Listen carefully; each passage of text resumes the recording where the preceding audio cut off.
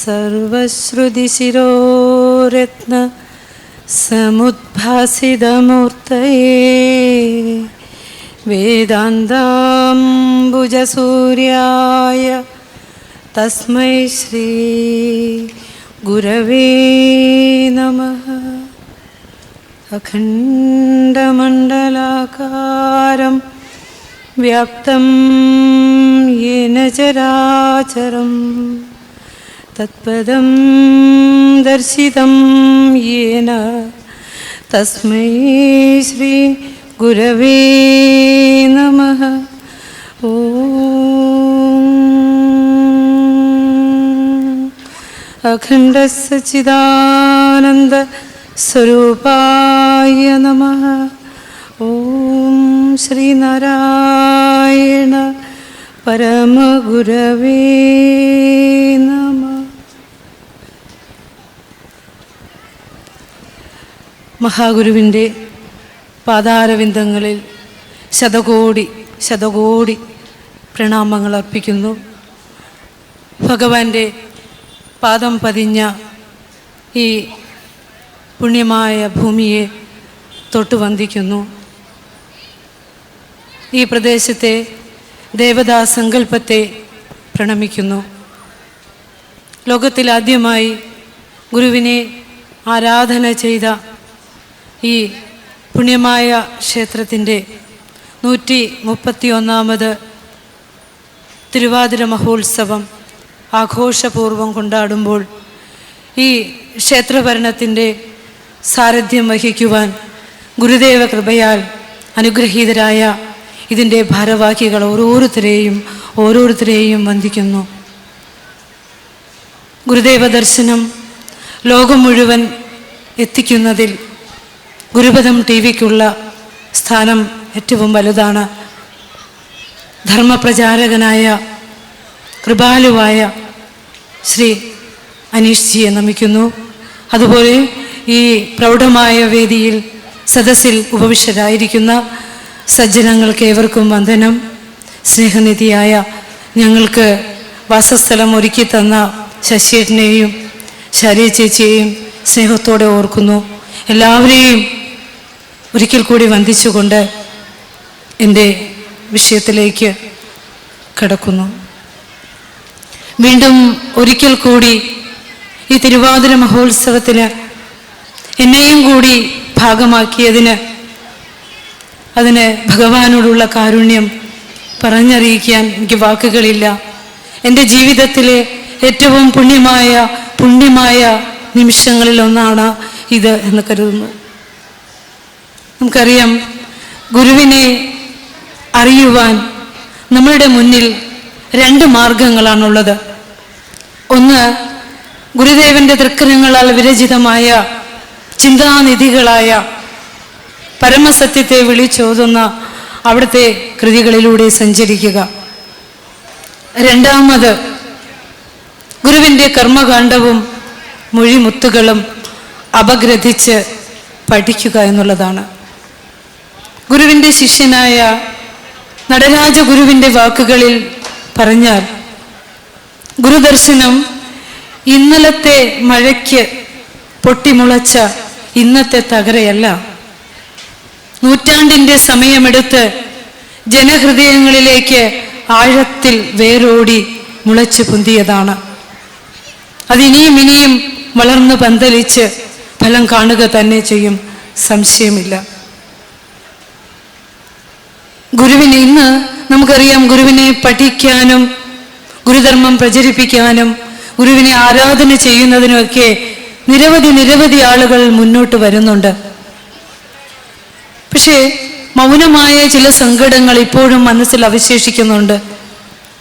കാരണം നമുക്കൊക്കെ കൂടുതൽ താല്പര്യം ഗുരുവിൻ്റെ മുന്നിൽ പ്രാർത്ഥനകൾ ചൊല്ലാനും ഗുരുപുഷ്പാഞ്ജലി മന്ത്രങ്ങൾ അർപ്പിക്കുവാനും ഒക്കെയാണ്, ഗുരുവിനെ ആരാധന ചെയ്യുന്നതിനും ഒക്കെയാണ്.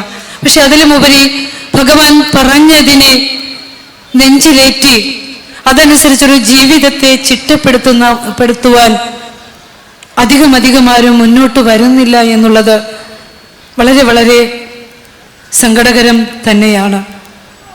കറിയാം ഗുരുവിൻ്റെ ഫോട്ടോ എടുക്കുവാനായിട്ട് തലശ്ശേരി ജഗന്നാഥ ക്ഷേത്രത്തിൻ്റെ തിരുസന്നിധിയിൽ നിന്നും KK ശേഖരൻ എന്ന ഫോട്ടോഗ്രാഫർ അങ്ങ് ശിവഗിരിയിൽ എത്തുമ്പോൾ ഗുരു പറഞ്ഞൊരു വാക്ക്,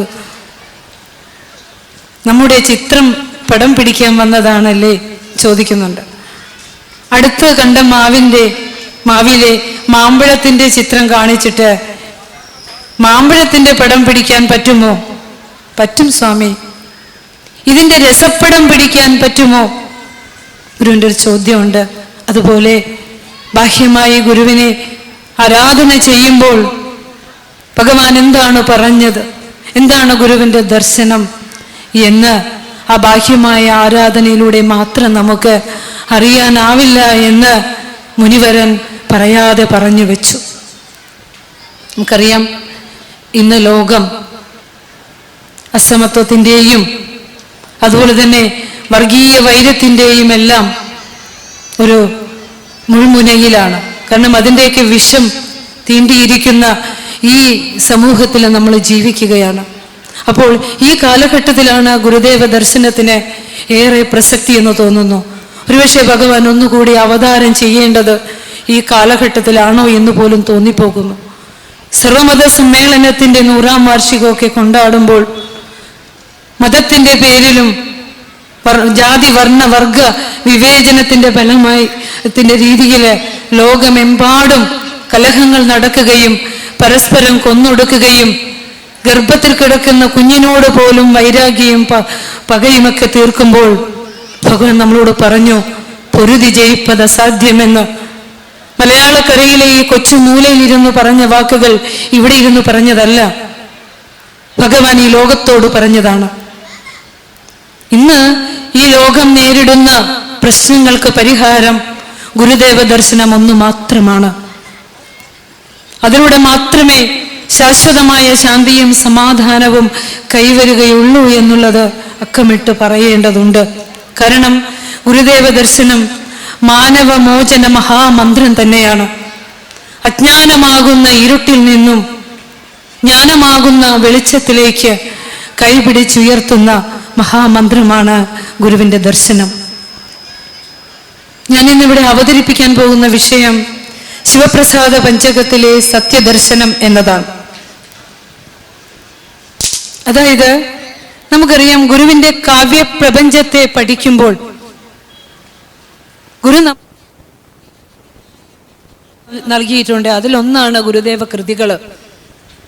ശ്രീനാരായണ ധർമ്മ പരിപാലന യോഗമാണെങ്കിലും ധർമ്മസംഘമാണെങ്കിലും ഗുരു പ്രതിഷ്ഠിച്ച ക്ഷേത്രങ്ങളാണെങ്കിലും ആശ്രമമാണെങ്കിലും മഠങ്ങളാണെങ്കിലും വിദ്യാലയങ്ങളാണെങ്കിലും എല്ലാം ഈ ലോകത്ത് ശാന്തിയും സമാധാനവും നിലനിർത്തുന്നതിന് വേണ്ടി ഭഗവാൻ നമുക്ക് തന്നതാണ്. ഭിക്ഷയായി കിട്ടിയ സമ്പത്തെല്ലാം അന്നമായി സമൂഹത്തിന് വിഭജിച്ച് തന്നു ഗുരു.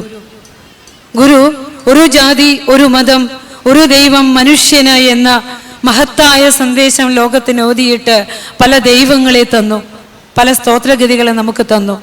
പക്ഷെ നമ്മൾ അതെന്തിനാണ് ഭഗവാൻ അങ്ങനെ തന്നത് എന്ന് പോലും ഒന്ന് ചിന്തിക്കാതെ എപ്പോഴും ഗുരു പറയുന്ന വാക്കാണ് ഓർക്കുകിൽ ആരായുകിൽ. പക്ഷെ നമ്മൾ ആരായാനും ഓർക്കാനൊന്നും തയ്യാറല്ല. ഏത് വിഗ്രഹങ്ങൾ നമ്മുടെ മുന്നിലേക്ക് ഗുരു തരുമ്പോഴും, ഏത് സ്തോത്രഗതികൾ നമുക്ക് തരുമ്പോഴും, ഏത് ലോകസേവന കേന്ദ്രങ്ങൾ തരുമ്പോഴും എല്ലാം ഭഗവാൻ പറഞ്ഞു വയ്ക്കുന്നത് ഒരേ ഒരു സത്യം മാത്രമാണ്. ഈ പ്രപഞ്ചത്തിന് ആധാരമായ പരമസത്യത്തിലേക്ക് എത്തി മനുഷ്യ ജീവിതത്തെ ശ്രേഷ്ഠമാക്കുക എന്നത് മാത്രമാണ്. നമുക്കറിയാം, സാധാരണക്കാരായ ഒരു ജനവിഭാഗത്തിന്റെ മുന്നിലേക്ക് പരമമായ ഒരു സത്യത്തെ പറയേണ്ടി വരുമ്പോൾ അവിടെ ഒരു വിഗ്രഹമോ ഒരു പ്രതീകമോ ആവശ്യമാണ്. അത് ശിവനാകട്ടെ, സുബ്രഹ്മണ്യനാകട്ടെ, ദേവിയാകട്ടെ, മറ്റേത് പ്രതീകങ്ങളാകട്ടെ, വിളക്കാകട്ടെ, ഓങ്കാരമാകട്ടെ, സത്യം, ധർമ്മം, ദയ, ഏത് പ്രതീകമാകട്ടെ, എല്ലാം പരമമായ ഒരു സത്യത്തെ, ആ ഏക സത്യത്തെ സാധാരണ മനുഷ്യന്റെ ദർശന പരിധിയിലേക്ക് താഴ്ത്തിക്കൊണ്ടുവരുന്നതിനുള്ള ഒരു ഉപാധി മാത്രമാണ് എന്ന് അറിയേണ്ടതുണ്ട്. ശിവപ്രസാദ പഞ്ചകത്തിലെ സത്യദർശനം എന്ന കൃതി പറയുമ്പോൾ, എന്ന കൃതിയെക്കുറിച്ച് ഇവിടെ വിചാരം ചെയ്യുമ്പോൾ നമുക്കറിയാം, ഗുരു ഏറ്റവും കൂടുതൽ കൃതികൾ രചിച്ചിട്ടുള്ളത് ശിവസ്തുതിപരമായ കൃതികളാണ്. ഏറ്റവും കൂടുതൽ പ്രതിഷ്ഠകൾ നടത്തിയിട്ടുള്ളതും ശിവസ്തുതിപരമായ കൃതികളാണ്. ഗുരുവിൻ്റെ ആദ്യത്തെ പ്രതിഷ്ഠ ശിവപ്രതിഷ്ഠയാണ്. ഗുരുവിൻ്റെ ആദ്യത്തെ ശിഷ്യൻ ശിവലിംഗദാസ സ്വാമികളാണ്. അങ്ങനെ നോക്കുമ്പോൾ ഒരു ശൈവ സാന്നിധ്യം ഗുരുദേവ കൃതികളിലും ഗുരുദേവ ആ കർമ്മകാണ്ഡത്തിലുടനീളം നമുക്ക് കാണുവാനായിട്ട് സാധിക്കുന്നുണ്ട്. അതായത് ഏറ്റവും താളനിബദ്ധമായി ഒരു കുഞ്ഞു കുട്ടിക്ക് പോലും എളുപ്പത്തിൽ പാടാവുന്ന തരത്തിൽ വളരെ വളരെ ലളിതവും ജനകീയവുമായി ഭഗവാൻ രചിച്ച കൃതിയാണ് ശിവപ്രസാദ പഞ്ചകം. അതിനെ ഏറ്റവും ശ്രദ്ധേയമാക്കുന്നത് അതിൻ്റെ ആ താളബദ്ധത തന്നെയാണ്. നമുക്കറിയാം, താളമില്ലാത്ത സംഗീതത്തെ ആസ്വാദ്യകരമാക്കുവാൻ ഒരു ഗായകന് സാധ്യമല്ല. അത് ആസ്വദിക്കാൻ ഒരു ആസ്വാദകനും സാധ്യമല്ല. നമ്മുടെയൊക്കെ ജീവിതത്തിൻ്റെ താളം നഷ്ടപ്പെട്ടു പോയാലും ഇത് തന്നെയാണ് അവസ്ഥ. അപ്പോൾ ഈ കൃതിയെ ഏറ്റവും ശ്രേഷ്ഠമാക്കുന്നത് അതിൻ്റെ ദാർശനികതയും അതിൻ്റെ ഗാനാത്മകതയും അതിൻ്റെ ഭക്തിഭാവവും ഒക്കെ തന്നെയാണ്. നമുക്കറിയാം, ഗുരുവിൻ്റെ രചനകളിൽ ആരെങ്കിലും ഒന്ന് കൈവച്ചിട്ടുണ്ടെങ്കിൽ അവർ ഈ ലോകത്ത് ഏറ്റവും ശ്രേഷ്ഠമായ രീതിയിൽ ഭഗവാൻ എടുത്തുയർത്തിയിട്ടുണ്ട്. നമുക്കറിയാം, ഗാനഗന്ധർവൻ യേശുദാസ് സംഗീത ലോകത്തേക്ക് കൈപിടിച്ച് കയറുന്നത് ഗുരു നമുക്കേകിയ മാനവമോചന മഹാമന്ത്രമായ ജാതിഭേദം മതദ്വേഷം ഏതുമില്ലാതെ സർവരും സോദരത്വേന വാഴുന്ന മാതൃകാസ്ഥാനമാമിത് എന്ന ആ മഹാമന്ത്രത്തെ ഈ ലോകത്തിനു മുകളിൽ ഒരു ധർമ്മ പതാക പോലെ പാറിക്കളിക്കുന്ന ആ മഹാമന്ത്രത്തെ ഉരുവിട്ടുകൊണ്ടാണ്. അതിനന്ന് ആരും കൂലി കൊടുത്തില്ല. പക്ഷേ മഹാഗുരു വേണ്ടുവോളം കൂലി കൊടുത്തു. ആ ഒരു സംഗീത ലോകത്തെ ചക്രവർത്തിയാക്കി മാറ്റി. അതുപോലെ തന്നെ നമുക്കറിയാം, 80ാം പിറന്നാൾ ആഘോഷിക്കുന്ന ഗായകൻ ജയചന്ദ്രൻ, അദ്ദേഹത്തിന് കഴിഞ്ഞ ദിവസം പറയുകയുണ്ടായി, അദ്ദേഹത്തിന് ആദ്യമായി സംസ്ഥാന അവാർഡ് കിട്ടിയത് ശിവപ്രസാദ പഞ്ചകം എന്ന ഗാനം ആലപിച്ചിട്ടാണ്. അതാണ്, ഗുരുവിനെ തൊടുന്നവരാരും ജീവിതത്തിൽ താഴ്ന്നു പോയിട്ടില്ല. നമുക്കറിയാം, ആശാന്റെ 100ാം സ്മൃതി ദിനവും 150ാം ജന്മദിനവുമൊക്കെ ആഘോഷിക്കുമ്പോൾ ആശാൻ ഉണ്ടായിരുന്നു എങ്കിൽ ഗുരുവിൻ്റെ ജീവിതത്തെ ഒരു കാവ്യമായി രചിച്ചേനെ. ആശാന്റെ ഉള്ളിൽ അങ്ങനെ ഒരു ആശയം ഉണ്ടായിരുന്നു. പക്ഷെ 2018 എസ് രമേശൻ നായർ സർ ഗുരുവിൻ്റെ സമ്പൂർണമായ ജീവചരിത്രവും ഗുരുവിൻ്റെ കൃതികളെയും ഗുരു കണ്ടുമുട്ടിയ മഹത് വ്യക്തികളെയും എല്ലാം, ആ ഗുരുവിൻ്റെ കർമ്മകാണ്ഡത്തെ എല്ലാം ചേർത്തുകൊണ്ട് ഗുരു പൗർണമി എന്ന കൃതി രചിക്കുകയുണ്ടായി 2018.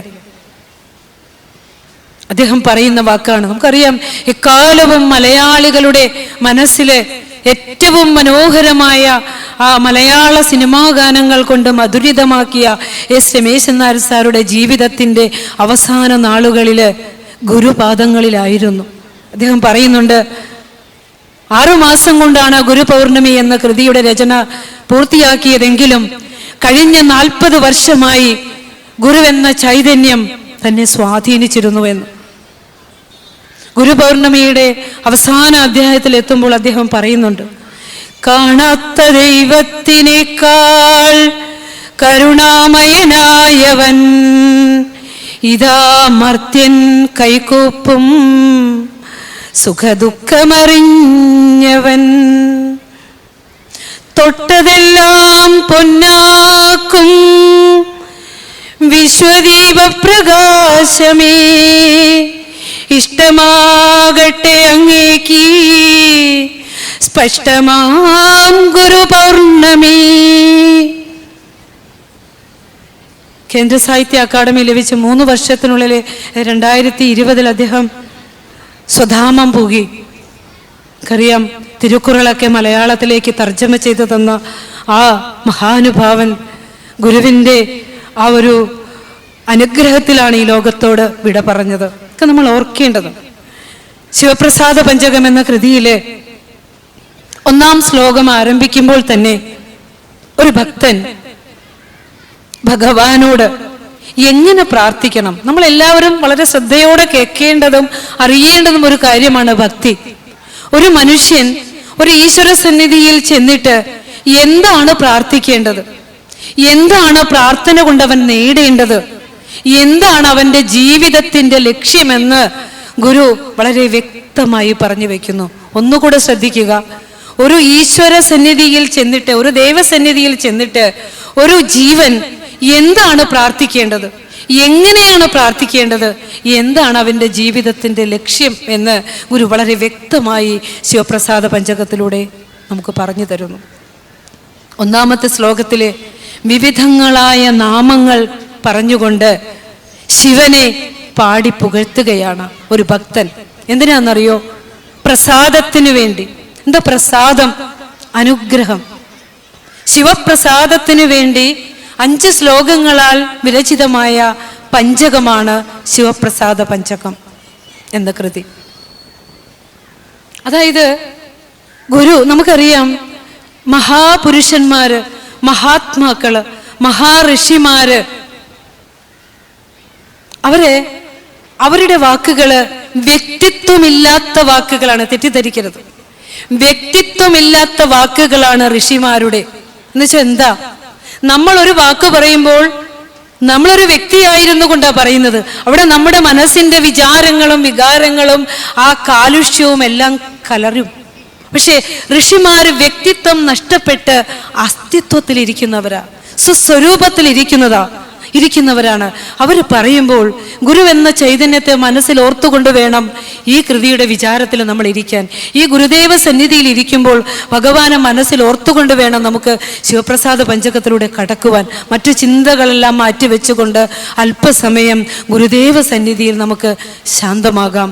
ആ അസ്തിത്വം നമുക്ക് കേൾക്കാം, ഗുരു എന്താണ് പറഞ്ഞതെന്ന്. അതായത് ഇതിലെ ഓരോ വാക്കുകളും പരിശോധിക്കുമ്പോൾ ആദ്യത്തെ പദം തന്നെ തുടങ്ങുന്നത് ശിവ ശിവ ശങ്കര സർവ ശരണ്യ വിഭോ ഭവസങ്കടനാശന പാഹി ശിവ കവി സന്തതി സന്തതവും തോഴും എൻ ഭവനാടകമാടും അരുമ്പൊരുണേ. ശിവ തുടക്കം അതാണ്. ശിവൻ സ്വരൂപലക്ഷണമാണ്, ശിവന്റെ സ്വരൂപമാണ് ശിവ എന്ന വാക്കുകൊണ്ട് ഗുരു പറയുന്നത്. അതായത് ഈ വാക്കുകളുടെ അർത്ഥം അന്വേഷിച്ച് ഞാൻ ചെന്ന് അവസാനിക്കുന്നത് യജുർവേദത്തിലാണ്. ഗുരു ഒരിക്കലും യജുർവേദം നോക്കിയിട്ട് അതിലെ വാക്കുകള് പദകോശം നോക്കിയിട്ട് അവിടെ രചിച്ചു വെച്ചതല്ല. ഋഷിവര്യന്റെ വാക്കുകൾ അന്വേഷിച്ച് ചെല്ലുമ്പോൾ കാണുന്നത് വേദത്തിലാണ്. ഗുരുദേവ കൃതികൾ ഒരു മൂലക്കിലേക്ക് മാറ്റിവെച്ചിട്ട് മറ്റ് അധ്യാത്മിക ഗ്രന്ഥങ്ങൾ നമ്മൾ എടുത്തു വെക്കുമ്പോൾ ഓർക്കണം, വേദത്തെ കാച്ചി കുറുക്കി സാരമാക്കി നമ്മുടെയൊക്കെ കൈകളിലേക്ക് തന്നിട്ട് നമ്മൾ അറിഞ്ഞാണോ നമ്മൾ പ്രാർത്ഥിക്കുന്നത്, അറിഞ്ഞാണോ നമ്മൾ ആരാധന ചെയ്യുന്നത്? വളരെ വേദനയോടെ തന്നെ പറയുകയാണ്, ഗുരുദേവ കൃതികൾ നമ്മൾ പഠിക്കുമ്പോൾ അർത്ഥമറിഞ്ഞ് പഠിക്കുക. അപ്പോൾ മാത്രമേ ഗുരു എന്ന ചൈതന്യം ആരാണെന്ന് നമുക്ക് അറിയാൻ സാധിക്കുകയുള്ളൂ. അതായത് യജുർവേദത്തിലെ കണ്ണുപാഠം, ആ കണ്ണുപാഠം ആണ്, അതിലെ വാക്കുകളാണ് ഈ ശിവപ്രസാദ പഞ്ചകത്തിലെ ആദ്യത്തെ ശ്ലോകത്തിലെ സംബോധന രൂപങ്ങളെല്ലാം തന്നെ. ശിവശബ്ദത്തിന് അർത്ഥം സുഖം എന്നാണ്. സുഖം. അപ്പൊ അതായത് സുഖം നൽകുന്നവനെ, അത് ശിവന്റെ സ്വരൂപമാണ്. സച്ചിദാനന്ദ സ്വരൂപനായ പരമ്പൊരുളായ ശിവന്റെ സ്വരൂപമാണ് സുഖം. പിന്നെ നമ്മൾ ഓർക്കണം, ശിവൻ എന്ന് കേൾക്കുമ്പോൾ നമ്മുടെ മുകളിലേക്ക് വരുന്നത് പന്നകാഭരണം ധരിച്ച് പന്നകമൂർത്തിയായി, പന്നകത്തെ ജടയിലും ശിരസിലും കൈകളിലൊക്കെ ധരിച്ച് ആനത്തോല് ധരിച്ച് കൈലാസവാസിയായിരിക്കുന്ന ശിവനല്ല ഗുരുവിന്റെ ശിവൻ. നമുക്കിവിടെ കോലദിരേശനെയും തന്നിട്ടുണ്ടല്ലോ. ഗുരുവിന്റെ ശിവൻ ഈ ലോകമെങ്ങും നിറഞ്ഞിരിക്കുന്ന, ഈ പ്രപഞ്ചത്തിന് ആധാരമായിരിക്കുന്ന, ഈ പ്രപഞ്ചത്തിലെ സമസ്ത ചരാചരങ്ങളും അണുമുതൽ അണ്ടകടാഹം വരെയുള്ള സമസ്തവും ഏതിൽ നിന്നുണ്ടായി, ഏതിൽ നിലനിന്ന് ഏതിലേക്ക് മറയുന്നുവോ ആ പരമ്പൊരുളിനെയാണ് ഗുരു ശിവൻ എന്ന് സംബോധന ചെയ്തത്. അവിടെ നമുക്ക് തുടങ്ങാം. ശങ്കര, ഈ ശിവത്തെ, ഈ സുഖത്തെ, ഈ മംഗളത്തെ എല്ലാവരിലേക്കും പ്രദാനം ചെയ്യുന്നവനെ, ശംകരോതീതി ശങ്കര, മംഗളത്തെ കൊടുക്കുന്നവൻ. ഒരുവന് നന്മയുണ്ടായിട്ട്, ഒരുവന് ശ്രേഷ്ഠതയുണ്ടായിട്ട് അവനത് സഹജാതരിലേക്ക്, സഹജീവികളിലേക്ക് പകർന്നു കൊടുത്തില്ലെങ്കിൽ അവന്റെ നന്മ കൊണ്ട് എന്താ പ്രയോജനം? എന്താ പ്രയോജനം? ഞാൻ ഗുരുദേവ കൃതികൾ പഠിച്ചിട്ടുണ്ട്. ഞാനത് ഒരാൾക്ക് പോലും പകർന്നു കൊടുക്കാതിരുന്നാൽ എവിടെയാ ശ്രേഷ്ഠത കൈവരിക? ഇല്ല. അപ്പോ ഈ ശിവത്തെ, ഈ മംഗളത്തെ എല്ലാവരിലേക്കും പകർന്നു കൊടുക്കുന്നവനാണ് ശങ്കരൻ. ഡുക്രിഞ്ഞ് കരണേ എന്ന ധാതുവിൽ നിന്നാണ് ശങ്കരൻ എന്ന പദം ഉണ്ടായിരിക്കുന്നത്. അതില് മനുഷ്യനിലെ തിന്മയെ എടുത്തിട്ട് നന്മയെ പ്രദാനം ചെയ്യുന്ന ശങ്കരൻ, എല്ലാവർക്കും നന്മ പ്രദാനം ചെയ്യുന്നവൻ സംബോധനയാണ്. ശങ്കരൻ എന്നതിന്റെ സംബോധനയാണ് ശങ്കര. ശിവൻ എന്നതിന്റെ സംബോധനയാണ് ശിവ. ശിവ, ശങ്കര, ശർവ. ശർവ അതായത് വേദത്തില് നമോ ശർവായ ച എന്നൊരു മന്ത്രം തന്നെയുണ്ട്. ഒരു വെറുതെ എടുത്തു വെച്ചിരിക്കുന്നതല്ല പദങ്ങള്. നമോ ശർവായ ച, ശ്ര ഹിംസായം എന്ന ധാതുവിൽ നിന്ന് ഹിംസയെ സൂചിപ്പിക്കുന്ന ഹിംസാർത്ഥകമായ പദമാണ് ശർവൻ എന്നുള്ളത്. എന്താ ഹിംസ? അതായത് കൊടുക്കുന്നവനാണ് ശങ്കരൻ എന്ന് പറഞ്ഞു. കൊടുക്കുന്നവൻ എങ്ങനെ എടുക്കുവാൻ സാധിക്കുക? ഇവിടെ നിഗ്രഹ അനുഗ്രഹ ശക്തിയുള്ളവനാണ് ശിവൻ. കൊടുക്കുന്നത് മംഗളത്തെയാണെങ്കിൽ എടുക്കുന്നത് അമംഗളത്തെയാണ്. മനുഷ്യനിലുള്ള അജ്ഞാനത്തെ എടുക്കുന്നവനാണ് ശങ്കരൻ. മനുഷ്യനിലെ അജ്ഞാനത്തെ എടുക്കുന്നവൻ. അതുപോലെ പറയുന്നുണ്ട്, യജുർവേദത്തിൽ പറയുന്നുണ്ട്, സ്തേനാനാം പദയേ നമ. അതാണ് ഗുരുകൃതികളുടെ സാരം അന്വേഷിച്ച് ചെല്ലുമ്പോൾ നമ്മൾ ചെന്നെത്തുന്നത് വേദത്തിലാണ്. സ്തേനാനാം പദയേ നമ. അതായത് അധർമ്മികളായ ആളുകൾക്ക് അവരുടെ കർമ്മഫലം അനുസരിച്ച് ശിക്ഷ കൊടുക്കുന്നവനാണ് ശിവൻ. ചുമ്മാതല്ലോ. കോലദിരേശ സ്തവത്തിലെ 1-ാം ശ്ലോകത്തിൽ ഗുരു കുറിച്ചിട്ടു, കാലാശ്രയമെന്നായി അണയുന്നോർക്കനുകൂലൻ ഫാലാക്ഷൻ അധർമ്മിഷ്ടരിലേറ്റം പ്രതികൂലൻ പാലിക്കണമെന്നെ പരിചോടിന്നു കുളത്തൂർ കോലത്തുകര കോവിലിൽ വാഴും പരമേശൻ. എന്താ പറഞ്ഞത്? അധർമ്മിഷ്ഠരിൽ ഏറ്റവും പ്രതികൂലൻ. ഇത് വേദത്തിൽ നിന്ന് വന്നതാ. അധർമ്മികളോട്, സത്യമറിയാതെ ജീവിക്കുന്നവർക്ക് ദുഃഖമുണ്ടാകുന്ന അർത്ഥം. ശിവൻ ആർക്കും ദുഃഖം കൊടുക്കുന്നവനല്ല. സത്യമറിയാതെ ജീവിക്കുന്നവർ ഈ ലോക ജീവിതത്തിൽ ദുഃഖിക്കേണ്ടി വരും. കാരണം ഗുരു ഈ ലോകത്തേക്ക് അവതരിച്ചത് ഈ ലോകത്തെ ചികിത്സിക്കാനാണ്. ഈ ലോകത്തിന് ധാരാളം രോഗങ്ങൾ ഉണ്ടായിരുന്നു. നമുക്ക് എല്ലാവർക്കും അറിയാം. നമ്മളുടെ ഒരു 2 തലമുറ പിന്നോട്ട് ഇപ്പോഴും ഗുരുവിനെ കണ്ട കണ്ണുകൾ ഈ കോലത്തുകരയിൽ ജീവിച്ചിരിക്കുന്നു, അല്ലേ? അപ്പോ ഒരു 2 തലമുറയ്ക്ക് പിൻപ് നമ്മളൊന്ന് നോക്കുമ്പോൾ ഒന്ന് ആലോചിച്ചു നോക്കൂ, എന്തെല്ലാം രോഗമായിരുന്നു ഇവിടെ ഉണ്ടായിരുന്നത്. ഒരു മനുഷ്യനായി പോലും ജീവിക്കാൻ അവകാശമില്ലാതിരുന്ന ഒരു ജനവിഭാഗമായിരുന്നില്ലേ? ഓടയിലെ പുഴുക്കൾ പോലെയുള്ള മനുഷ്യ ജീവിതമായിരുന്നില്ലേ? ആ ലോകത്തിന്റെ രോഗത്തെ ഗുരു ചികിത്സിച്ചു. അതുകൊണ്ട് തന്നെ ചൈതന്യ സ്വാമികള് ഗുരു പുഷ്പാഞ്ജലി മന്ത്രത്തിൽ പറഞ്ഞു, ഓം സംസാര രോഗഭിഷജേ നമ. അല്ലയോ ഭഗവാനെ, ഈ സംസാര രോഗങ്ങൾക്ക്, ഈ ലോകത്തിലെ നിരവധിയായ അജ്ഞാനമാകുന്ന ആ അന്ധകാരത്തിൽ അമർന്ന നീചകർമ്മങ്ങളെയെല്ലാം ചികിത്സിച്ച് ഭേദമാക്കുന്ന ഭിഷഗ്വരനല്ലേ അങ്ങ്? വൈദ്യനല്ലേ അങ്ങ്? അങ്ങ് ഈ ലോകത്തെ ചികിത്സിക്കാൻ വന്ന വൈദ്യനല്ലേ? അങ്ങേക്ക് എന്റെ നമസ്കാരം എന്ന് പറഞ്ഞുകൊണ്ട് ഗുരുഷ്പാഞ്ജലി മന്ത്രത്തിൽ നമ്മൾ അർപ്പിക്കുമല്ലേ? അപ്പോൾ ഗുരു ശിവശതകത്തിൽ പറയുന്നുണ്ട്, എന്താണ് ഈ ലോകത്തിലെ രോഗം? ലോകത്തെ ചികിത്സിക്കാൻ എത്തിയ ഋഷീശ്വരനാണ് ഗുരുവെങ്കിൽ എന്താണ് ഈ ലോകത്തിന്റെ രോഗമെന്ന് ഗുരു ശിവശതകത്തിലൂടെ പറഞ്ഞു വയ്ക്കുന്നു. എന്താണ്?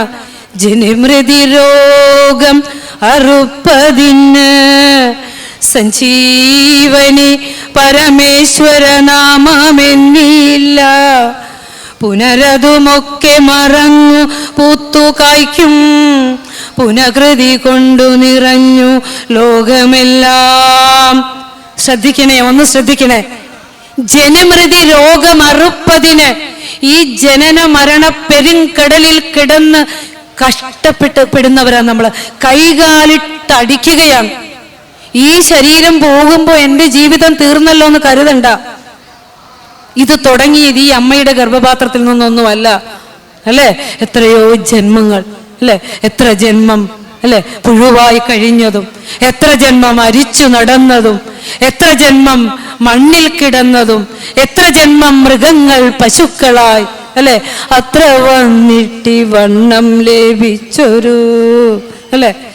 മാതാവിൻ ഗർഭപാത്രത്തിൽ വീണതറിഞ്ഞാലും കർമ്മങ്ങൾക്ക് ശ്രേഷ്ഠത വരുത്തി വരുത്തി ഒരു മനുഷ്യ ജന്മത്തിലേക്ക് വന്ന നാം ഇനി അറിയേണ്ടത്, ഈ ശരീരത്തിൽ നിന്നും രക്ഷപ്പെടണ്ടേ? ഒരു ജെയിൻ വീലിൽ കയറിയിരിക്കുക.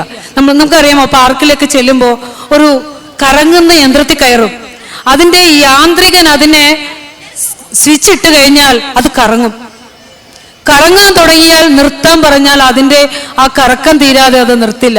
ആ കറക്കിയവൻ വിചാരിക്കണം നിർത്തണമെങ്കിൽ. അതുപോലെ ജനന മരണങ്ങളിലൂടെ സഞ്ചരിക്കുന്ന നാം ഈ ശരീരം പോകുമ്പോൾ പോവില്ല കേട്ടോ, അങ്ങനെ വിചാരിക്കണ്ട.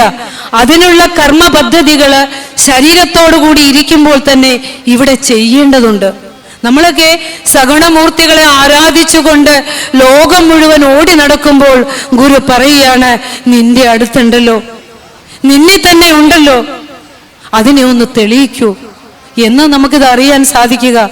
ഈശ്വരനെ അറിയാതെ കർമ്മങ്ങൾ കൂട്ടിക്കൂട്ടി കർമ്മവാസനകൾ പെരുകി അടുത്ത ജന്മം, അതാ ഗുരു പറഞ്ഞത്. ഗുരു നമ്മൾ പറഞ്ഞില്ലേ, ജനിമൃതി രോഗമറുക്കണം. ഗുരു പറഞ്ഞില്ലേ, ആ മരുത്വാ മലയിൽ ഇരുന്നു കൊണ്ട് അങ്ങോട്ടേക്ക് ഗുരുവിന് മഹാസമാധി ഉണ്ടാകാമായിരുന്നു. പക്ഷെ പിന്നെയാട്ടെ എന്ന് പറഞ്ഞ് ആ മരുത്വാ മലയിൽ നിന്ന് ലോകത്തെ ചെറുതാക്കുന്നതിന് വേണ്ടി, സംഗ്രഹം ചെയ്യുന്നതിന് വേണ്ടി നമ്മളൊക്കെ ലോകത്തെ സങ്കല്പിച്ച് വലുതാക്കിക്കൊണ്ടിരിക്കുമ്പോൾ ഗുരു അതിനെ സംഗ്രഹിക്കുന്നതിന് വേണ്ടി അരുവിപ്പുറത്തേക്ക് അവതരിച്ചില്ലേ? അപ്പൊ എന്തിനാ അവതരിച്ചത്? ഈ ജനിമൃതി രോഗം അറുപ്പതിനുള്ള സഞ്ജീവൻ ഔഷധം പറഞ്ഞു തരാനാ. എന്താണെന്നറിയോ അത്? എന്താണ്? പരമേശ്വര നാമം, നാമജപങ്ങൾ ഒരു മനുഷ്യന്റെ ഉള്ളിലെ ആ തിന്മയെ എത്ര ക്രൂര മനസ്സുള്ളവനാണെങ്കിലും നാമജപങ്ങൾ അവനെ ഏറ്റവും ശുദ്ധീകരിക്കുന്നു. അതുകൊണ്ട് ശിവശതകത്തിലേക്ക് ഗുരു ശരിക്കും പറയും, പ്രാർത്ഥിക്കാതെ ദേവസന്നിധിയിൽ ചെന്നിട്ട് ഭൗതിക ആവശ്യങ്ങൾ മാത്രം ചോദിച്ചുകൊണ്ട് പോകുന്ന നമ്മളേക്ക് പോലെയുള്ള ഈ ലോക ജീവിതത്തിൽ പെട്ടുപോയ മനുഷ്യരുടെ ഒരു രോദനമായിട്ട് ഗുരു ശിവശതകത്തിൽ പറയുന്നുണ്ട്. പുതിയ പൂവ് പറിച്ചു ഭവാനി ഞാൻ, മതിയിലോർത്തൊരു നേരവുമെങ്കിലും ഗതിവരും പടിപൂജകൾ ചെയ്തതില്ല, അതിനുടെ പിഴയോ ഇതു ദൈവമേ. ഞാൻ ഈ കൊലത്തുകളിലേക്ക് എത്തുമ്പോൾ നിരവധിയായ ആളുകളുടെ ജീവിതത്തിലൂടെ കടന്നു പോന്നു. പലരുടെയും കഥകൾ കേട്ടു, പലരുടെയും ജീവിതത്തെ സ്പർശിച്ചു. പരാതികളും പരിഭവങ്ങളും ഒക്കെ ആയിട്ട് ഒരു പരാതിയുടെ ഭാണ്ഡക്കെട്ട് തന്നെ ഓരോരുത്തരുടെയും ഉള്ളിലുണ്ട്. നമ്മൾ അറിയണം, ഇതെല്ലാം മറ്റൊരാളുടെ ഫലമല്ല, നമ്മളുടെ കർമ്മത്തിന്റെ ഫലമായി നമ്മൾ കൊണ്ടുവന്ന കർമ്മക്കെട്ടുകളാണ് നമ്മൾ അനുഭവിച്ചു കൊണ്ടിരിക്കുന്നത്. നമ്മളത് പരാതിയില്ലാതെ പരിഭവമില്ലാതെ ശാന്തമായി അത് അനുഭവിക്കുമ്പോഴാണ് നമ്മൾ ഈ ലോക ജീവിതത്തെ മറികടക്കുന്നവരാകുന്നത്. ഒരാളോടും പരാതി വേണ്ട. നമ്മുടെ മുന്നിൽ നമ്മുടെ ഭർത്താവായി വന്നതും മക്കളായി വന്നതും, അതായത് അമ്മയായതും അച്ഛനായതും എല്ലാം നമ്മൾ കൊണ്ടുവന്ന കർമ്മവാസനയുടെ സന്തതികളാണ്. ആരോടാ പരാതി പറയുക? ആരോടാ ഒളിച്ചോടി പോവുക? എവിടെയാ ഒളിച്ചോടി പോകുക? സത്യമറിഞ്ഞ് ജീവിക്കുക, സത്യമറിയുക. സത്യമറിയുമ്പോൾ പരാതി പറയാൻ ഒരു കുഞ്ഞു വാക്ക് പോലും നമുക്കുണ്ടാവില്ല. കാരണം നമ്മൾ കൊണ്ടുപോയ വാസനയാ നമ്മൾ കൊണ്ടുവന്നിരിക്കുന്നത്. ആരോടാ പരാതി പറയാ? എന്തിനാ ഈശ്വര എനിക്ക് ഇങ്ങനെ തന്നത് എന്ന് ചോദിക്കുമ്പോൾ ഈശ്വരൻ പറഞ്ഞു, നീ സത്യമറിഞ്ഞ് ജീവിക്കൂ. നമ്മൾ കേട്ടോ? ഇല്ല. എന്നിട്ട് നമ്മൾ കുറ്റം മുഴുവൻ ഭഗവാനിലേക്ക് ചാരുകയാണ്. അപ്പോൾ നമ്മളിപ്പോ പറഞ്ഞു വന്നത് ശിവ, ശങ്കര, ശർവ, എല്ലാത്തിനെയും സംഹരിക്കുന്നവൻ എന്ന് പറഞ്ഞാൽ മനുഷ്യനിലെ അജ്ഞാനത്തെ എടുത്തിട്ട് ജ്ഞാനത്തെ പ്രദാനം ചെയ്യുന്നവനെ. അടുത്ത പറയാ ശരണ്യ, എല്ലാവർക്കും ആശ്രയമായിട്ടുള്ളവനല്ലേ ഭഗവാനെ നീ, ഏത് ദുഃഖിതർക്കും ആശ്രയം അരുളുന്നവനല്ലേ നീ പറയുകയാണ്. അതായത് 100 ധനുസ്സുകളും 1000 കണ്ണുകളുമായി ഭക്തജനങ്ങളെ പരിപാലനം ചെയ്യുന്ന കാരുണ്യമൂർത്തിയാണ് ശിവൻ. നിങ്ങളൊക്കെ എത്ര പുണ്യവാന്മാരാണെന്ന് ഓർക്കും. കാരണം ഭഗവാൻ ഗുരുദർശനത്തെ അല്ലെങ്കിൽ ഗുരുവിനെ അറിയണമെങ്കിൽ കോലത്തുകരയുടെ ചരിത്രം അറിയാതെ ഗുരുവിനെ പൂർണ്ണമായി അറിയാൻ സാധ്യമല്ല. ഗുരുവിനെ അറിയണമെന്നുള്ളവർ തുടങ്ങേണ്ടത് അരുവിപ്പുറവും ശിവഗിരിയും കഴിഞ്ഞു കഴിഞ്ഞാൽ കോലത്തുകരയിൽ നിന്നാണ്. ഈ പുണ്യമായ ആളിന്റെ ചുവട്ടിൽ ഇങ്ങനെ ഇരിക്കുമ്പോൾ അല്ലെ, അതുപോലെ തന്നെ ആ കോലദിരേശന്റെ തിരുസന്നിധിയിൽ നിൽക്കുമ്പോൾ, ഭഗവാന്റെ ആ ദിവ്യമായ ചിത്രത്തിന് മുന്നിലൊക്കെ നിൽക്കുമ്പോൾ നമ്മളൊക്കെ ജന്മാന്തര സുകൃതം ചെയ്തവരാ. ആ സുഹൃതം നമ്മൾ ഉള്ളത്തിൽ അനുഭവിച്ചുകൊണ്ടാണോ ഈ മണ്ണിലെ കാല് ചവിട്ടുന്നത് എന്നറിയില്ല. ഞാൻ പലപ്പോഴും പറഞ്ഞു, കഴിഞ്ഞ തിരുവാതിര മഹോത്സവത്തിന് വന്നപ്പോഴും ഞാൻ പറഞ്ഞു, എനിക്കിവിടെ വാക്കുകളെ ഉപയോഗിക്കാൻ തോന്നുന്നില്ല. വാക്കുകൾ പോലും ഉപരമിച്ചുകൊണ്ട് ഇന്നലെ ആ തിരുസന്നിധിയിലിരുന്ന് കുറേ ഇങ്ങനെ ഭഗവാനിലേക്ക് ആ കണ്ണുനീരൊക്കെ ഒഴുക്കിയപ്പോൾ ഒരു കുളിർക്കാറ്റ് പോലെ, ഒരു കുളിർ തെന്നൽ പോലെ എന്നെ ഇങ്ങനെ തണുപ്പിച്ച് തന്നത് സ്പർശിച്ചറിഞ്ഞു. അതുകൊണ്ട് ഞാൻ പറയുകയാണ്, ഈ കോലത്തുകരവാസികള് എത്ര സുഹൃതം ചെയ്തവരാണ്, പുണ്യശാലികളാണ് ഓർക്കുകയാണ്.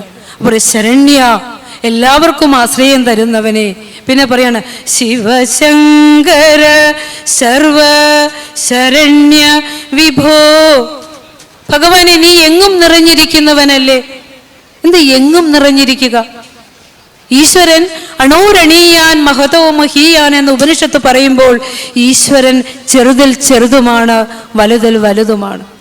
കല്ലിനകത്ത് കുടിവാഴുന്ന ഒരു അല്പജന്തു മുതൽ അല്ലിക്കുടത്തിൽ അമരുന്ന അമരേന്ദ്രൻ വരെയുള്ള ഈ പ്രപഞ്ചത്തിലെ സമസ്ത ചരാചരങ്ങൾ സ്പന്ദിക്കുന്നത് ആ പരമ്പൊരുളിന്റെ സ്പന്ദനത്തിലാണ്. എന്ന് വെച്ചാൽ ഈശ്വരൻ എല്ലായിടത്തും നിറഞ്ഞിരിക്കുന്നു. നമുക്കറിയാം, നമ്മൾ എപ്പോഴും കേട്ടിട്ടുണ്ട്. എന്താ എൻ്റെ അർത്ഥം? ഒന്നും വേണ്ട, നമ്മുടെ മുന്നിലിരിക്കുന്ന ഈ കസേര, അതിനെ ഒന്ന് എടുത്തിട്ട് കെമിസ്ട്രി അനുസരിച്ച് അതിനെ ഒന്ന് സംശ്ലേഷണം ചെയ്ത് നോക്കൂ. എങ്ങനെയൊക്കെ നോക്കിയാലും അതിനകത്തെ തന്മാത്രകൾ ചലിക്കുന്നുണ്ട്. മുറ്റത്ത് കിടക്കുന്ന ഒരു കല്ലെടുത്തിട്ട് ശാസ്ത്രത്തിന് പരീക്ഷണത്തിന് വിധേയമാക്കിക്കോളൂ, അവിടെയും ഉണ്ടൊരു ചലനം. അപ്പോൾ ഈ സ്പന്ദനം ഈ പ്രപഞ്ചശക്തിയുടെ സ്പന്ദനമാണ്. അതുകൊണ്ടാണ് പറഞ്ഞത് സമസ്ത ചരാചരങ്ങളിലും ഈശ്വര സ്പന്ദനമുണ്ട്, ഈശ്വരൻ ചൈതന്യം നിറഞ്ഞിരിക്കുന്നു, നീ വിഭുവാണ്. ആലോചിച്ച് നോക്കൂ. ഗുണകഥനം സ്തോത്രം, ദേവതകളുടെ ഗുണത്തെ പറയുന്നതാണ് സ്തോത്രം. ഗുരുവെന്ന ഋഷിവര്യൻ ദേവതയുടെ ഗുണത്തെ പറഞ്ഞപ്പോൾ വെറുതെ ശിവപ്രസാദ പഞ്ചകം രചിച്ചതല്ല, വെറുതെ ഒന്ന് ആലപിച്ചപ്പോൾ പോലും ജയചന്ദ്രനെ ആ സംഗീത ലോകത്തിലെ സാമ്രാട്ടാക്കി മാറ്റിയത് വെറുതെയാണോ? ആലോചിച്ച് നോക്കൂ.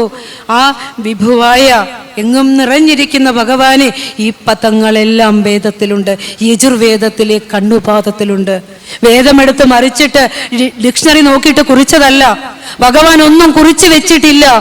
അവിടെ നിന്ന് പറഞ്ഞപ്പോൾ അത് വേദമായി. മനസ്സിന്റെ വിചാരത്തെ സ്പർശിക്കാതെ മനസ്സിനെയും അടക്കിക്കൊണ്ട് അവിടുത്തെ ദർശനത്തിൽ നിന്ന് വന്ന വാക്കുകളാണ് ഗുരുദേവ കൃതികൾ. അതിനെ അത്രയും ഭവ്യതയോടെ, ആദരവോടെ, സ്നേഹത്തോടെ നമ്മൾ കരുതേണ്ടതുണ്ട്. പറയാണ് ശിവശങ്കര സർവ ശരണ്യ വിഭോ, എങ്ങും നിറഞ്ഞിരിക്കുന്നവനെ. എന്നിട്ട് പറയാ ഭവസങ്കടനാശന. കരഞ്ഞു പോവില്ലേ നമ്മൾ ഗുരു അത് പറയുമ്പോൾ? നമുക്ക് വേണ്ടി രചിച്ചു തന്ന ഭവസങ്കടങ്ങളെ നശിപ്പിക്കുന്നവനെ.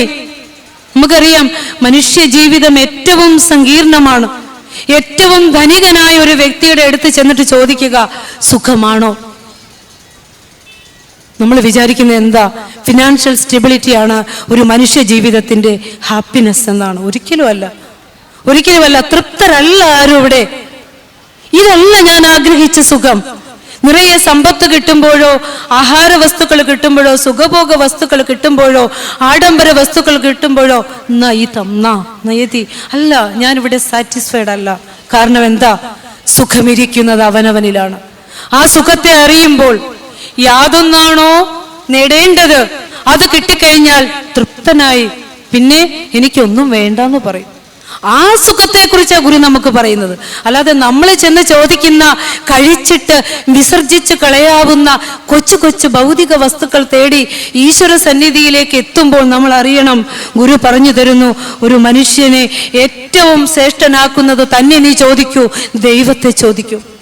കരുണാകര നൽകുകുള്ളിൽ നിൻ തിരുമൈ വിട്ടകലാത ചിന്തയും. ഭഗവാനെ, ദൈവമേ, നിനക്ക് നീയും ഞാനും ഒന്നു തന്നെ. ഈ ചിന്തയിലേക്ക് എത്തുക. ഒരു പൂ കൊണ്ടേ കൊടുക്കുമ്പോൾ ഭഗവാനെ ഇത് ഞാനാണ് കേട്ടോ. ഒരു പൂജാദ്രവ്യം കൊടുക്കുമ്പോൾ ഇത് കൊടുത്തിട്ട് എനിക്ക് ഇങ്ങോട്ട് നല്ല ചോദിക്കണ്ടേ, ഭഗവാനെ ഇത് ഞാനാണ്, എനിക്ക് സമർപ്പിക്കാൻ പറ്റുന്നത് ഈ ദ്രവ്യമാണ്. എനിക്ക് ഭഗവാന്റെ ജ്ഞാനം തരൂ, അറിവ് തരൂ. അല്ലാതെ ഒന്നും ചോദിക്കാനില്ല. തരേണ്ടതെല്ലാം ഇട്ടിട്ടാണ് നമ്മുടെ ശരീരത്തെ രൂപപ്പെടുത്തി ഒരു ജീവനായി നമ്മൾ ഈ ഭൂമിയിലേക്ക് വന്നിരിക്കുന്നത്. ഒന്നും ചോദിച്ചു വാങ്ങാനില്ല എന്ന പരമസത്യത്തെ നമ്മൾ അറിയേണ്ടതുണ്ട്. അപ്പോ ഭവ സങ്കടനാശന, ഭവിച്ചത് ഉണ്ടായത്, ഈ പ്രപഞ്ചവും ഉണ്ടായതാണ്, ഈ ശരീരവും ഉണ്ടായതാണ്. ഉണ്ടായതൊക്കെ വളരും, വളർന്നത് തളരും, തളർന്നത് നശിക്കും. ഒരു സംശയമില്ല. എത്രയൊക്കെ പെയിന്റ് അടിച്ച് തലമുടി കറുപ്പിച്ചാലും, എത്രയൊക്കെ പുട്ടിയിട്ടാലും, എന്തെല്ലാം രീതിയിൽ സൗന്ദര്യത്തെ വർദ്ധിപ്പിക്കാൻ ശ്രമിച്ചാലും, തൊലിയുമെലുമ്പുമലം ദുരന്തമന്ത കലകളുമെന്തുമഹന്ത, ഈ ജീവാഹന്ത ഉണ്ടല്ലോ, ശരീരാഹന്ത, അത് പൊലിഞ്ഞു പോയിക്കൊണ്ടിരിക്കുക. അപ്പോൾ ഈ ശരീരത്തെ വിശ്വസിച്ചുകൊണ്ടല്ലേ നമ്മൾ ഈ ലോകത്ത് ജീവിക്കുന്നത്. നമ്മൾ ഈ ലോകത്ത് ജീവിക്കുമ്പോൾ ഒന്ന് ആലോചിച്ച് നോക്കൂ, ഈ ശരീരത്തിനെ ഏറ്റവും വലിയ വീട്ടിൽ താമസിപ്പിക്കുക, ഈ ശരീരത്തിനെ ഏറ്റവും വലിയ കാറിൽ സഞ്ചരിപ്പിക്കുക, ഈ ശരീരത്തിന് ഏറ്റവും വില കൂടിയ ആഭരണങ്ങൾ ധരിപ്പിക്കുക, ഈ ശരീരത്തിന് ഏറ്റവും വില കൂടിയ ആഹാരം കൊടുക്കുക. ബാഹ്യമായതെല്ലാം ബാഹ്യമായ ശരീരത്തിന് വേണ്ടിയിട്ടുള്ളതാണ്, അതുണ്ടായി നശിക്കുന്നതാണ്. പക്ഷേ ഈ ശരീരത്തെ ചൈതന്യവത്താക്കി വെക്കുന്ന ആ ചൈതന്യത്തെ ഒരു തിരുകണ്ണുകൊണ്ടെങ്കിലും കണ്ടതില്ലേ? കാണുന്നുണ്ടോ നമ്മൾ? ചിന്തിക്കുന്നുണ്ടോ നമ്മൾ? നമ്മളിൽ പൊരുളായിരിക്കുന്ന ആ ചൈതന്യത്തെ എന്നെങ്കിലും ഒന്ന് കണ്ണടച്ച് അകക്കണ്ണിൽ കാണുന്നുണ്ടോ? ഇല്ല, നമ്മൾ കാണുന്നില്ല. അപ്പോ ഈ ലോകത്തെ ആധ്യാത്മികവും ആദിദൈവികവും ഭൗതികവുമായ എല്ലാ സങ്കടങ്ങളെയും ഇല്ലാതെയാക്കുന്നവനെ ഭവസങ്കടനാശന. ശിവന്റെ മുമ്പിൽ ഇനി നാളെ കോലതിരേശന്റെ മുമ്പിൽ ചെന്നിട്ട് എനിക്ക് തൊഴിൽ തരണേ, എനിക്ക് സമ്പത്ത് തരണേ, എൻ്റെ മക്കൾക്ക് അത് തരണേ, ഇത് തരണേ എന്നൊന്നും വേണ്ട. അത് പ്രാർത്ഥിക്കാൻ നമുക്ക് അവകാശമില്ല. കാരണം സർവ്വത്തിൻ്റെയും സംരക്ഷകനായ ഭഗവാൻ അറിയാം ആരെയൊക്കെ എങ്ങനെ പരിപാലിക്കണമെന്ന്, അല്ലേ? അങ്ങനെ അറിയാവുന്ന ഒരാള് ഈശ്വരന്റെ മുമ്പിൽ പോയി ചോദിക്കേണ്ടതില്ല. ചോദിക്കാതെ തരുന്ന ഭഗവാനാണ് നമ്മുടെ മുന്നിലുള്ളത് എന്ന് അറിയണം. അന്നവസ്ത്രാദി മുട്ടാതെ തന്നു രക്ഷിച്ച് ധന്യരാക്കുന്ന ഭഗവാനെ പരിചയപ്പെടുത്തി തന്നത് ഗുരു. അല്ലാതെ ധന്യരാക്കാൻ ചോദിക്കുകയല്ല ചെയ്തത്. അപ്പോൾ പറയാണ് ഭവസങ്കടനാശന എന്ന് വിളിച്ചിട്ട് അടുത്ത വാക്ക് ഗുരു പറയാ, കവിസന്തതി സന്തതവും തൊഴും. ഇങ്ങനെയൊക്കെയുള്ള ഭഗവാനെ, ശിവനും ശങ്കരനും ശർവനും ശരണ്യനും ഭവസങ്കടനാശനനുമൊക്കെയായ ഭഗവാനെ നിന്നെ ആരാ കൂടുതൽ തൊഴുന്നത്? യഥാർത്ഥ ഭക്തൻ ആരാ? കവികളാണ്, കവിസന്തതികളാണ്, കവിസമൂഹമാണ്. ആരാ കവിസമൂഹം? ഋഷിഗണങ്ങൾ. പരമാത്മ സത്യത്തെ, പരമാത്മവിദ്യയുടെ പരമാവധി കണ്ട ഋഷീശ്വരന്മാർ ഒരു നിമിഷം പോലും ആ പരമാത്മ സത്തയിൽ നിന്ന് മാറി നിൽക്കുന്നില്ല. അവരെപ്പോഴും ആ സ്വരൂപത്തിലിരിക്കുന്നു. നമ്മൾ കോലതിരേശന് വഴിപാട് വിട്ട് പ്രാർത്ഥിച്ച സദ്യയുണ്ട്, നമ്മൾ ഭൗതികത്തിലേക്ക് ഇറങ്ങും അല്ലേ? പക്ഷേ ഋഷിമാരെപ്പോഴും സ്വവേശ്മനിവനേ തഥാ പുളിന ഭൂമിഷു പ്രാന്തരേ കൊവാ വസതു യോഗിനോ വസതി മാനസം ബ്രഹ്മണി ഇദം മരുമരീചികാ സദൃശ്യം ആത്മദൃഷ്ട്യാഖിലം നിരീക്ഷ്യ രമതേ മുനിർ നിരുപമേ പരബ്രഹ്മണി. അല്ലേ? ആത്മദൃഷ്ടിയിൽ രമിച്ചുകൊണ്ട്, എല്ലാത്തിലും ആത്മസ്വരൂപത്തെ കണ്ടുകൊണ്ട് ബ്രഹ്മനിർലീന മാനസരായിരിക്കുന്ന കവികളാണ്, ഋഷിമാരാണ് നിന്നെ സന്തതവും എല്ലായ്പ്പോഴും തൊഴുന്നത്. ആരായിരിക്കും ഈ കവികൾ? ഒരു നമുക്ക് പറഞ്ഞു തന്നില്ലേ? സനക സനന്ദ സനത്കുമാരർ മുൻപാം മുനിജനമോടുപദേശമോതി മുന്നം കനിവൊടു തെക്കുമുഖം തിരിഞ്ഞു കല്ലാൽ തണലിലിരുന്നൊരു മൂർത്തി കാത്തുകൊള്ളുക. ബ്രഹ്മാവിൻ്റെ മാനസപുത്രന്മാരായ സനക, സനന്ദ, സനത് സുജാതീയ അല്ലെ, അങ്ങനെ സനക സനന്ദാദികള് ബ്രഹ്മവിദ്യ അഭ്യസിച്ച്, ബ്രഹ്മവിദ്യ അറിഞ്ഞ് ഈ ലോക ജീവിതത്തെ ശ്രേഷ്ഠത കൈവരുത്താൻ ആഗ്രഹിച്ച സനകാദികള് ഒരു ഗുരുവിൻ്റെ മുന്നിൽ ചെന്നിരുന്ന്, ദക്ഷിണാമൂർത്തി എന്ന പരബ്രഹ്മ സ്വരൂപത്തിൻ്റെ മുന്നിൽ ചെന്നിരുന്ന് മൗനമായിട്ടാണ് ആത്മവിദ്യ പഠിച്ചത്. അങ്ങനെയുള്ള കവികളെ തൊഴുന്ന, നമുക്കറിയാം കവിത എഴുതുന്ന കവികളെ അല്ല ഗുരു ഉദ്ദേശിച്ചത്. ശ്രീനാരായണ ഗുരുദേവൻ ഈ ലോകം കണ്ട കവീശ്വരനാണ്, ഋഷീശ്വരനാണ്. നാം ഋഷി കവി എന്നാ പറയാം. ഋഷിയല്ലാത്ത ഒരാൾക്ക് കവിയാകാൻ പറ്റില്ല.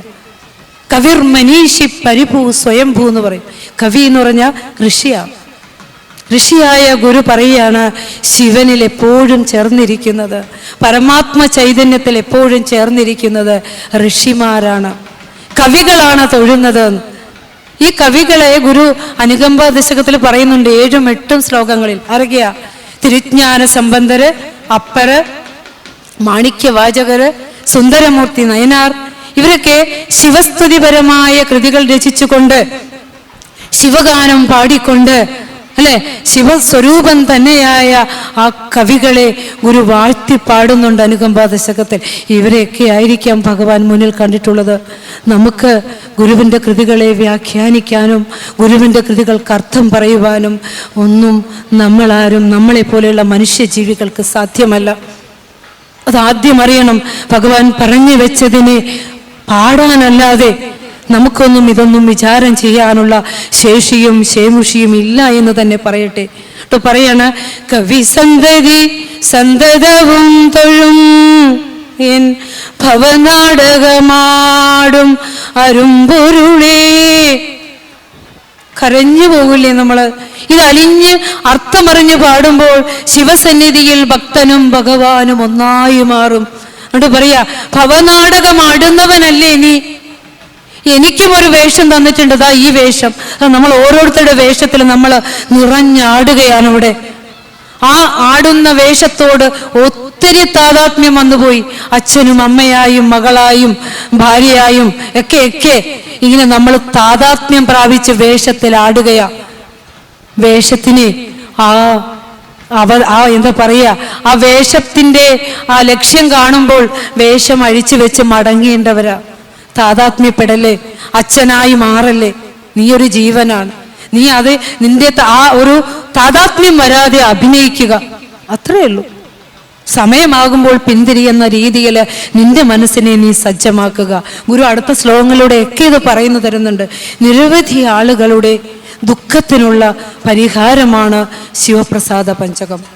ഭഗവാനെ, നടരാജനായ നീ നടിക്കുന്ന നാടകത്തിലെ ഓരോ ഭാവങ്ങളല്ലേ ഞങ്ങളായി മാറി മറിഞ്ഞു വരുന്നത്. ഭഗവാനെ, ഇത് സത്യമെന്ന് കരുതി ഞങ്ങൾ ഇതിനെ മുറുകെ പിടിച്ചിരിക്കുകയാണ്.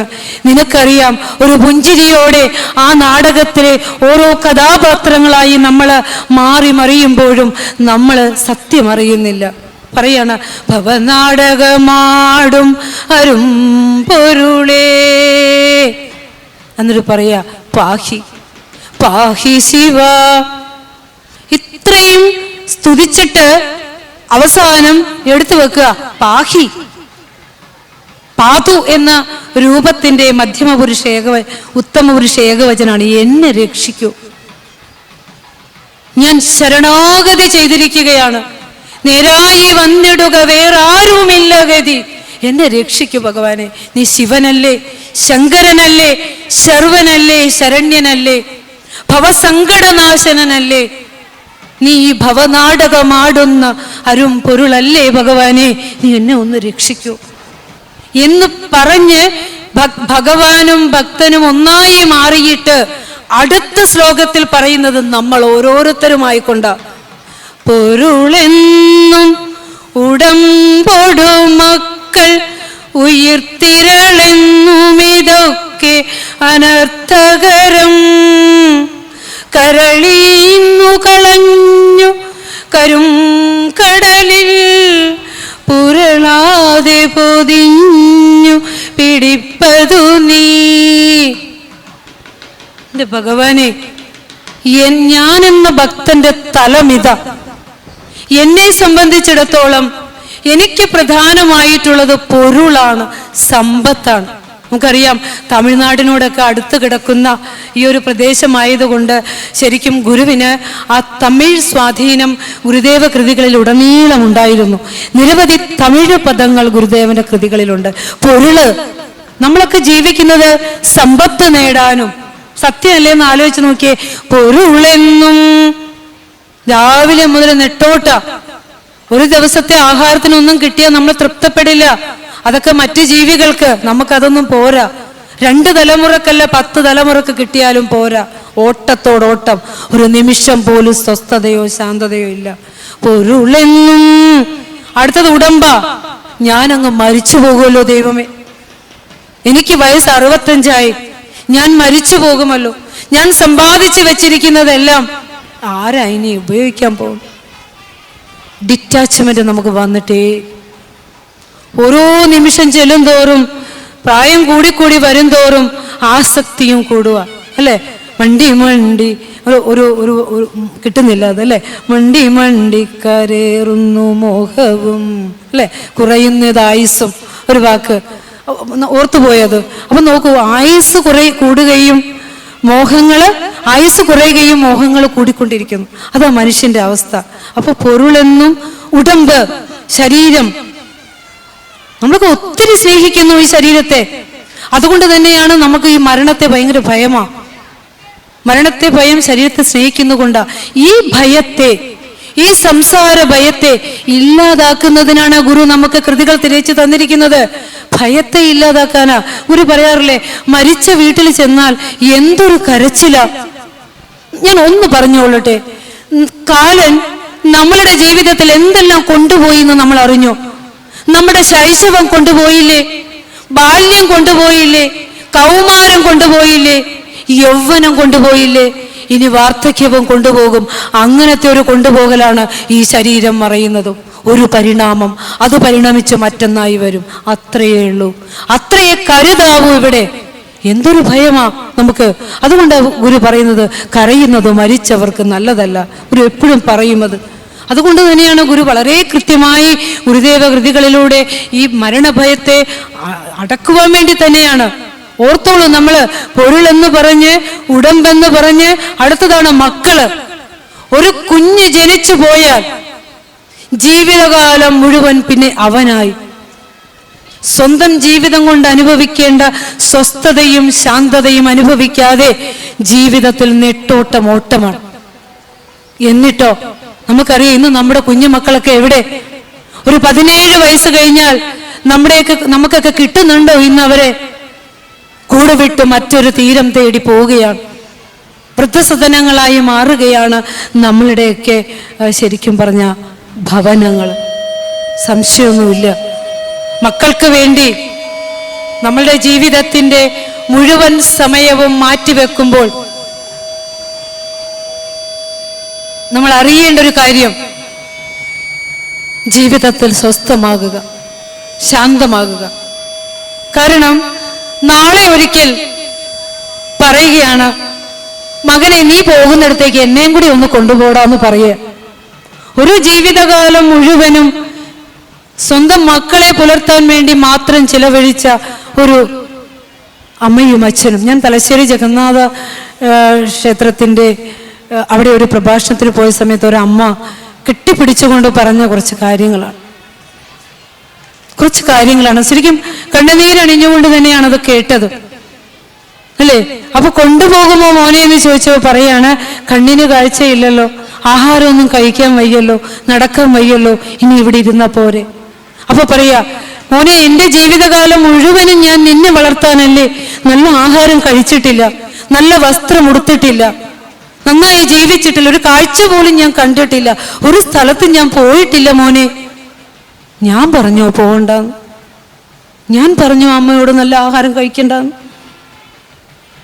ആ സാധുവിന് അപ്പോൾ സ്വതമേവ ഒന്നും ചെയ്യാൻ പറ്റാത്ത അവസ്ഥയിലായി. ഗുരു നമ്മളോട് പറയാ, പൊരുളെന്നും ഉടമ്പോട് മക്കൾ, അടുത്ത പറയാ ഉയിർത്തിരൾ ജീവിത സൗഭാഗ്യങ്ങൾ. അതുകൊണ്ട് മക്കൾക്ക് വേണ്ടി മാത്രം ജീവിതം പാഴാക്കി വെക്കുമ്പോൾ നമുക്ക് വേണ്ടിയും കൂടിയൊക്കെ ജീവിക്കാൻ മറന്നു പോകരുത് കേട്ടോ. നല്ല വസ്ത്രമൊക്കെ വാങ്ങി ധരിക്കുക, നല്ല ആഹാരമൊക്കെ കഴിക്കുക, ഇടയ്ക്ക് യാത്രകളൊക്കെ പോവുക, സമാധാനവും ശാന്തവുമായിട്ട് നമ്മുടെ ജീവിതത്തിന് വേണ്ടിയും കൂടി സമയം മാറ്റിവെക്കണം കേട്ടോ. അങ്ങനെ വേണം നമ്മൾ ജീവിക്കാനായിട്ട്. കാരണം ഗുരു നമ്മളോട് പറയാണ്, മറ്റൊരാൾക്ക് വേണ്ടി ഉരുകിത്തീരുന്ന മെഴുകുതിരികളല്ല നമ്മൾ. ഗുരു പറയാ, ഇതൊക്കെ അനർത്ഥകരം എന്ന് പറഞ്ഞാൽ മക്കളെ നോക്കണ്ട, ഭാര്യയെ നോക്കണ്ട, ധനം സമ്പാദിക്കേണ്ട, ഇതൊന്നുമല്ല ഇതിന്റെ അർത്ഥം. ഇതൊന്നുമല്ല. ഇതിന്റെ ഇടയിൽ കഴിയുമ്പോഴും ഇതൊന്നും എന്റേതല്ലെന്നും ഇതിനൊക്കെ സംരക്ഷിക്കാനുള്ള ഒരു രക്ഷിതാവ് അവിടെ ഉണ്ടെന്നും എൻ്റെ ഈ ശരീരം പോലും എന്റേതല്ല എന്നൊരു ചിന്തയിലാണ് നമ്മൾ ജീവിക്കേണ്ടതെന്നാണ്. നമ്മൾ സ്വയം രക്ഷകർത്താവാകുമ്പോൾ, നമ്മൾ സ്വയം ഇതിന്റെ സംരക്ഷകനാകുമ്പോൾ, ഞാനില്ലെങ്കിൽ എൻ്റെ മക്കൾക്ക് ആരുമില്ല, എൻ്റെ ഭർത്താവിന് ആരുമില്ല, എൻ്റെ ഭാര്യക്ക് ആരുമില്ല എന്ന് കരുതുന്ന അത്രയും വിഡ്ഢിത്തരം വേറെയില്ല. നീ ആരത് ചിന്തിക്കാൻ? നിന്റെ ശരീരത്തെക്കുറിച്ച് നിനക്ക് എന്തെങ്കിലും അറിയോ? ഇത് വന്നത് നീ വിചാരിച്ചിട്ടാണോ? ഇത് നിന്നത് നീ വിചാരിച്ചിട്ടാണോ? ഇത് പോകുന്നത് എന്നാന്ന് നിനക്കറിയോ? നിന്റെ ശരീരത്തെക്കുറിച്ച് പോലും ഒരു നിശ്ചയമില്ലാത്ത നീ മറ്റുള്ളവരുടെ ശരീരത്തെ സംരക്ഷിക്കാൻ നിനക്കെന്ത് അധികാരം ഉണ്ട് എന്ന് പറയാൻ, സംരക്ഷകനാണെന്ന് പറയാൻ? അതുകൊണ്ട് സർവ സംരക്ഷകത്വം ഭഗവാനിൽ അർപ്പിക്കണം. അതാണ് ഗുരു പറയുന്നത്. നമുക്കറിയാം, മക്കൾക്ക് വേണ്ടി ജീവിതകാലം മുഴുവൻ അലഞ്ഞിട്ട് മക്കളിൽ നിന്ന് തിരിച്ചടി കിട്ടിയിട്ട് വൃദ്ധസദനങ്ങളിൽ ഉപേക്ഷിക്കപ്പെടുമ്പോൾ, ക്ഷേത്രമുറ്റത്ത് അനാഥരായി ഉപേക്ഷിക്കപ്പെടുമ്പോൾ, ഈ കഴിഞ്ഞ 2-3 മാസങ്ങൾക്കുള്ളിൽ വായിച്ച ഒരു പത്രവാർത്ത എൻ്റെ മനസ്സിനെ വല്ലാതെ ഉലച്ചൊരു വാർത്തയാണ്.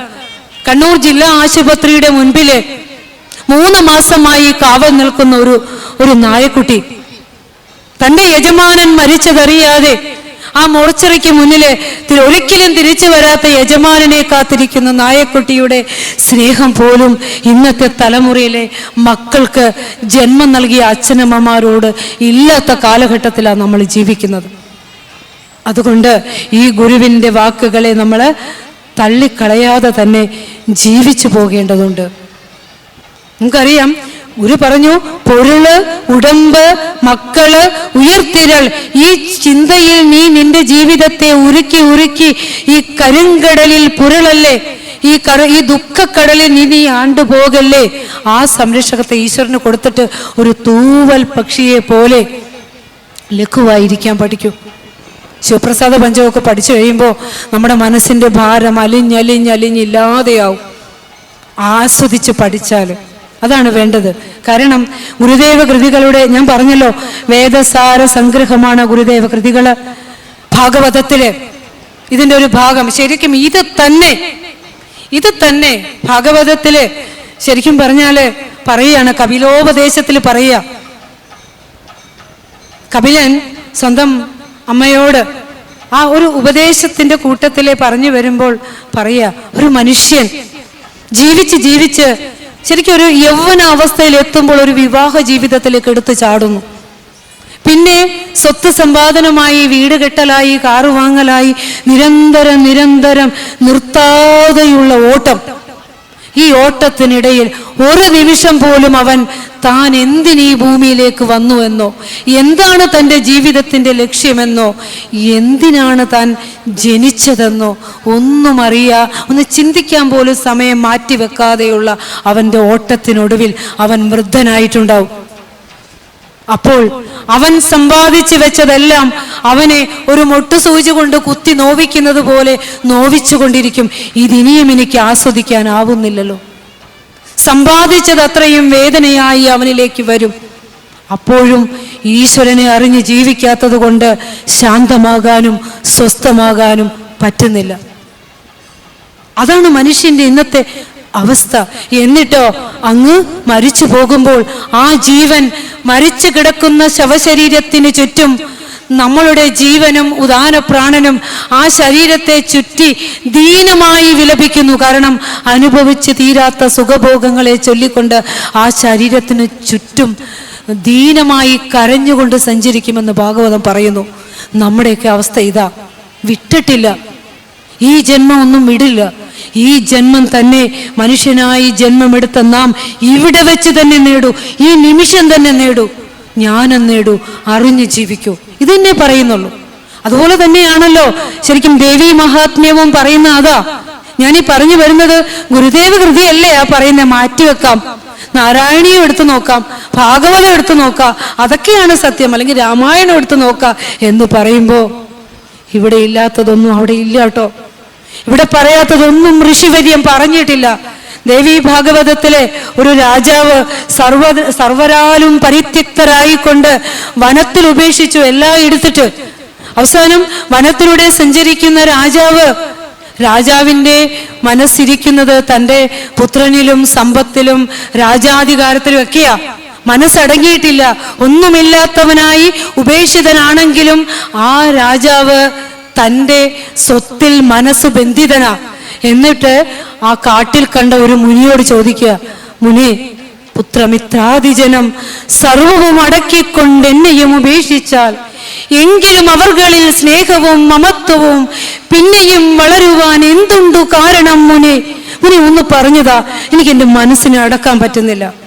പെട്ടെന്ന് മുനി പറയാ, സർവ ജന്തുക്കൾക്കുമുണ്ടോർക്കുമ്പോൾ ജ്ഞാനം, പുനരവണ്ണമുള്ളിൽ മാനുഷർക്കില്ല നൂനം. ഒരു പക്ഷി മുട്ടയിട്ട് അടയിരുന്ന്, പട്ടിണി കിടന്ന് അടയിരുന്ന് അതിൻ്റെ കൊക്കിന് ഇര കൊത്തിക്കൊണ്ടുവന്ന് അതിൻ്റെ കുഞ്ഞിൻ്റെ വായിലേക്ക് വെച്ച് കൊടുത്ത് ചിറക് മുളച്ച് പറക്കാൻ തുടങ്ങുമ്പോൾ അത് പറന്നുപോയാൽ ഓരോ കിളിയും എൻ്റെ മകൻ ഞാൻ വളർത്തിയ മകൻ എനിക്ക് ചിലവിന് തന്നില്ല എന്ന് കരുതി വിലപിക്കുന്ന ഒരു പക്ഷിയെയോ മൃഗത്തെയോ കാണിച്ചു തരാമോ? മനുഷ്യന് മാത്രമേ ഉള്ളൂ അത്. എല്ലാതും പഠിക്കേണ്ടി വരണത് മനുഷ്യന് മാത്രമേ ഉള്ളൂ. അതുകൊണ്ടാണ് പറഞ്ഞത്, എന്താ പറയാ, സർവ ജന്തുക്കൾക്കുമുണ്ടോർക്കുമ്പോൾ ജ്ഞാനം എന്ന് പറഞ്ഞത്. മനുഷ്യർ പുത്രന്മാരിൽ പ്രത്യുപകാരം ചിന്തിച്ച് എത്രയും മോഹിക്കുന്നോർ അജ്ഞാനം നിമിത്തമായി. നമുക്കറിയാം, നമ്മൾക്ക് ജന്മം തന്ന ജഗദീശ്വരൻ നീ ശരീരം എങ്ങനെ പോകണമെന്നും കൃത്യമായി ഇതിന്റെ ഗതിവിഗതികൾ ഈശ്വരന്റെ കണക്കുകൂട്ടലിൽ ഉണ്ട് എന്ന് എന്താണ് നമ്മൾ മനസ്സിലാക്കാത്തത്? ഈ ഒരു മനസ്സിലാക്കിയാലുണ്ടല്ലോ സങ്കടം ഒന്നും ഉണ്ടാവില്ല നമുക്ക്. അതുകൊണ്ട് തന്നെയാണ് ഭട്ടതിരിപ്പാട് നാരായണീയത്തില് ശരിക്കും പറഞ്ഞാൽ അത് ഭൗതികത്തിൽ നിന്ന് തുടങ്ങി ഓരോ 10 ശ്ലോകം കഴിയുമ്പോഴും പറയും, ഭഗവാനെ ഇങ്ങനെയൊക്കെയുള്ള ഭഗവാനെ ആയുരാരോഗ്യ സൗഖ്യം, ആയുസ്സും ആരോഗ്യം താ. എന്നിട്ട് ദശകങ്ങൾ കടന്നു പോകുമ്പോൾ അവസാന ദശകത്തിലെത്തുമ്പോൾ ഭട്ടതിരിപ്പാട് പറയാ, ഹി മേ ദേഹമോഹം ത്യജ പവനപുരാധീശ യത് പ്രേമഹേതോ ഗേഹേ പുത്രേ കളത്രാദിഷു ച വിവശിതാഃ ത്വത്പദം വിസ്മരന്തി. നോക്കൂ ഭട്ടതിരിപ്പാടിന്റെ പോക്ക്. ഭഗവാനെ, ഞാൻ എന്താ പുച്ഛത്തോടെ പറയാ, ഞാൻ ദേഹമാണെന്നുള്ള, ഞാൻ ഈ ദേഹത്തിന് വേണ്ടി എന്തൊക്കെ ചോദിച്ചു, ആ മോഹത്തെ ഒന്ന് കളഞ്ഞതാ. അതന്നെ ഗുരുവിടെ പറഞ്ഞത്, കരളീന്നു കളഞ്ഞു. സത്യം അതല്ലേ? ദേഹമോഹം ത്യജ പവനപുരാധീശ യത് പ്രേമഹേതൗ. ഈ ശരീരത്തെ ഞാൻ ഇത്രയും സ്നേഹിച്ചു പോയതുകൊണ്ട് ഗേഹേ പുത്രേ കളത്രാദിഷു ച വിവശിതാഹ, ഞാൻ ബന്ധിതരായി പോയി. എനിക്ക് സ്വസ്ഥമായിരുന്നൊന്ന് ഭജിക്കാനാവുന്നില്ല. എൻ്റെ സ്വസ്ഥവും ശാന്തവുമായ എൻ്റെ ജീവിതം മുന്നോട്ട് കൊണ്ടുപോകാനാവാത്തത് ഈ ബന്ധനങ്ങൾ എന്നെ ബന്ധിക്കുന്നു ഭഗവാൻ. ഞാൻ മറന്നുപോയത് അതുകൊണ്ടാണ്. ത്വത്പദം വിസ്മരന്തി, നിന്റെ പാദങ്ങളെ മറന്ന് ഞാൻ ജീവിച്ചു. ഇതെല്ലാതും തന്നെ ശിവപ്രസാദ പഞ്ചകത്തിലെ 2-ാം ശ്ലോകത്തോട് കൂട്ടിച്ചേർത്ത് വെച്ച് പഠിക്കാം. പൊരുളെന്നും ഉടമ്പോടു മക്കൾ ഉയർത്തിരളെന്നും ഇതൊക്കെ അനർത്ഥകരം. മക്കൾക്ക് വേണ്ടി ദുഃഖിക്കണ്ട കേട്ടോ, ഈശ്വരൻ നോക്കിക്കോളും. കരളീന്നുകളഞ്ഞു കരുംകടലിൽ, ഈ സംസാര സാഗരത്തിലെ ദുഃഖത്തിനെയാണ് കരുംകടൽ എന്ന് പറഞ്ഞത്. ഈ കരിങ്കടലിൽ പുരളാതെ ഒന്ന് പൊതിഞ്ഞു പിടിക്കണേന്ന്, എന്നെ ഒന്ന് പൊതിഞ്ഞു പിടിക്കണം. നാളെ മുതല് മക്കളെയും ഭാര്യയെയും കുടുംബവും ഒന്നും നോക്കാതെ ഇരിക്കണമെന്നല്ല പറഞ്ഞത്. ഇവരുടെയൊക്കെ ഇടയിൽ കഴിയുമ്പോഴും പത്മപത്രസ്ഥിതം ഇവംഭസി, പത്മപത്രസ്ഥിതം ഇവംഭസി, അതായത് പത്മപത്രം താമരയുടെ ഇല, അംഭസി സ്ഥിതം വെള്ളത്തിൽ കിടക്കുന്ന താമരയില പോലെ ആയിരിക്കണം നമ്മുടെ ജീവിതം. വെള്ളത്തിൽ കിടക്കുന്ന താമരയിലയുടെ പ്രത്യേകത എന്താ? അതിൽ വെള്ളം തൊട്ട് തീണ്ടില്ല, സ്പർശിക്കില്ല. അതുപോലെ ഇതിലൊക്കെ ആ ഒരു സ്പർശനമേക്കാതെ, ഇതിൽ കഴിയുമ്പോഴും ദുഃഖമേൽക്കാതെ, ഇതെല്ലാം ഭഗവാന് കൊടുത്തുകൊണ്ട് വേണം ജീവിക്കാൻ. നമ്മൾ ഏറ്റെടുക്കേണ്ടെന്നർത്ഥം. ആ കർത്തൃത്വം ശരിക്കും നമ്മൾ എടുക്കണ്ട എന്ന് തന്നെയാണ് അർത്ഥം. അതായത് ഉത്തരവാദിത്തങ്ങൾ സ്വയമേവ നമ്മൾ ഏറ്റെടുക്കുമ്പോൾ ശരിക്കും നമ്മൾ കരിങ്കടലിൽ പതിച്ചു പോകും എന്ന് തന്നെയാണ് ഗുരു നമ്മളോട് പറയുന്നത്. അടുത്ത പറയാണ്, ശങ്കരാചാര്യ ഭഗവത്പാദർ പറയുന്നൊരു വാക്യമുണ്ട്, മാ ഗുരു ധനജന യൗവന ഗർവം ഹരതി നിമേഷാത് കാല സർവം. എനിക്ക് യൗവനമുണ്ടെന്ന് കരുതി, എനിക്ക് സമ്പത്തുണ്ടെന്ന് കരുതി, എനിക്ക് ബന്ധുജനങ്ങൾ ഉണ്ടെന്ന് കരുതി അഹങ്കരിക്കരുത്. ഒരു നിമിഷ നേരം കൊണ്ട് തന്നെ കാലം അതെല്ലാം എടുത്തുകൊണ്ട് പോകും എന്ന് പറയുന്നു. അപ്പോൾ അടുത്ത ശ്ലോകത്തിലേക്ക് കടക്കുമ്പോൾ ശിവപ്രസാദ പഞ്ചകത്തിലെ 3-ാം ശ്ലോകം പറയാണ്, പിടിപ്പെട്ടു പുരണ്ടു മറിഞ്ഞു പിണക്കുടിയിൽ കുടികൊണ്ടു ഗുണങ്ങളോടും കുടികൊണ്ട് കുടിക്കും അരുംകുടി നീർ അടിതട്ടിയകത്തു നിറഞ്ഞിരി നീ. പിടിപ്പെട്ടു പുരണ്ടു മറിഞ്ഞു പിണക്കുടിയിൽ കുടികൊണ്ടു ഗുണങ്ങളോടും കുടികൊണ്ടു കുടിക്കുമരും കുടിനീർ അടിതട്ടിയകത്തു നിറഞ്ഞിരി നീ. ഭഗവാനെ, എന്നെ ഈ കരിങ്കടലിൽ പുരളാതെ ഒന്ന് പൊതിഞ്ഞു പിടിക്കണേ. ലോകത്തെ സമസ്ത ചരാചരങ്ങളെയും പൊതിഞ്ഞു പിടിച്ചിട്ടുണ്ട്. ഒരു പുഴുവിനെ പോലും ഒരു കനത്ത ഒരു സ്ഥലം കൊണ്ട് പൊതിഞ്ഞു പിടിച്ചിട്ടുണ്ട്. ഒരു വിത്തിനെ പൊതിഞ്ഞു പിടിച്ചിട്ടുണ്ട്, അല്ലേ? ഓരോന്നിനെയും ഈശ്വരൻ പൊതിഞ്ഞു പിടിച്ചിട്ടുണ്ട്. അതുപോലെ നീ എന്നെ പൊതിഞ്ഞു പിടിച്ചിട്ടുണ്ടെന്ന് എനിക്കറിയാം.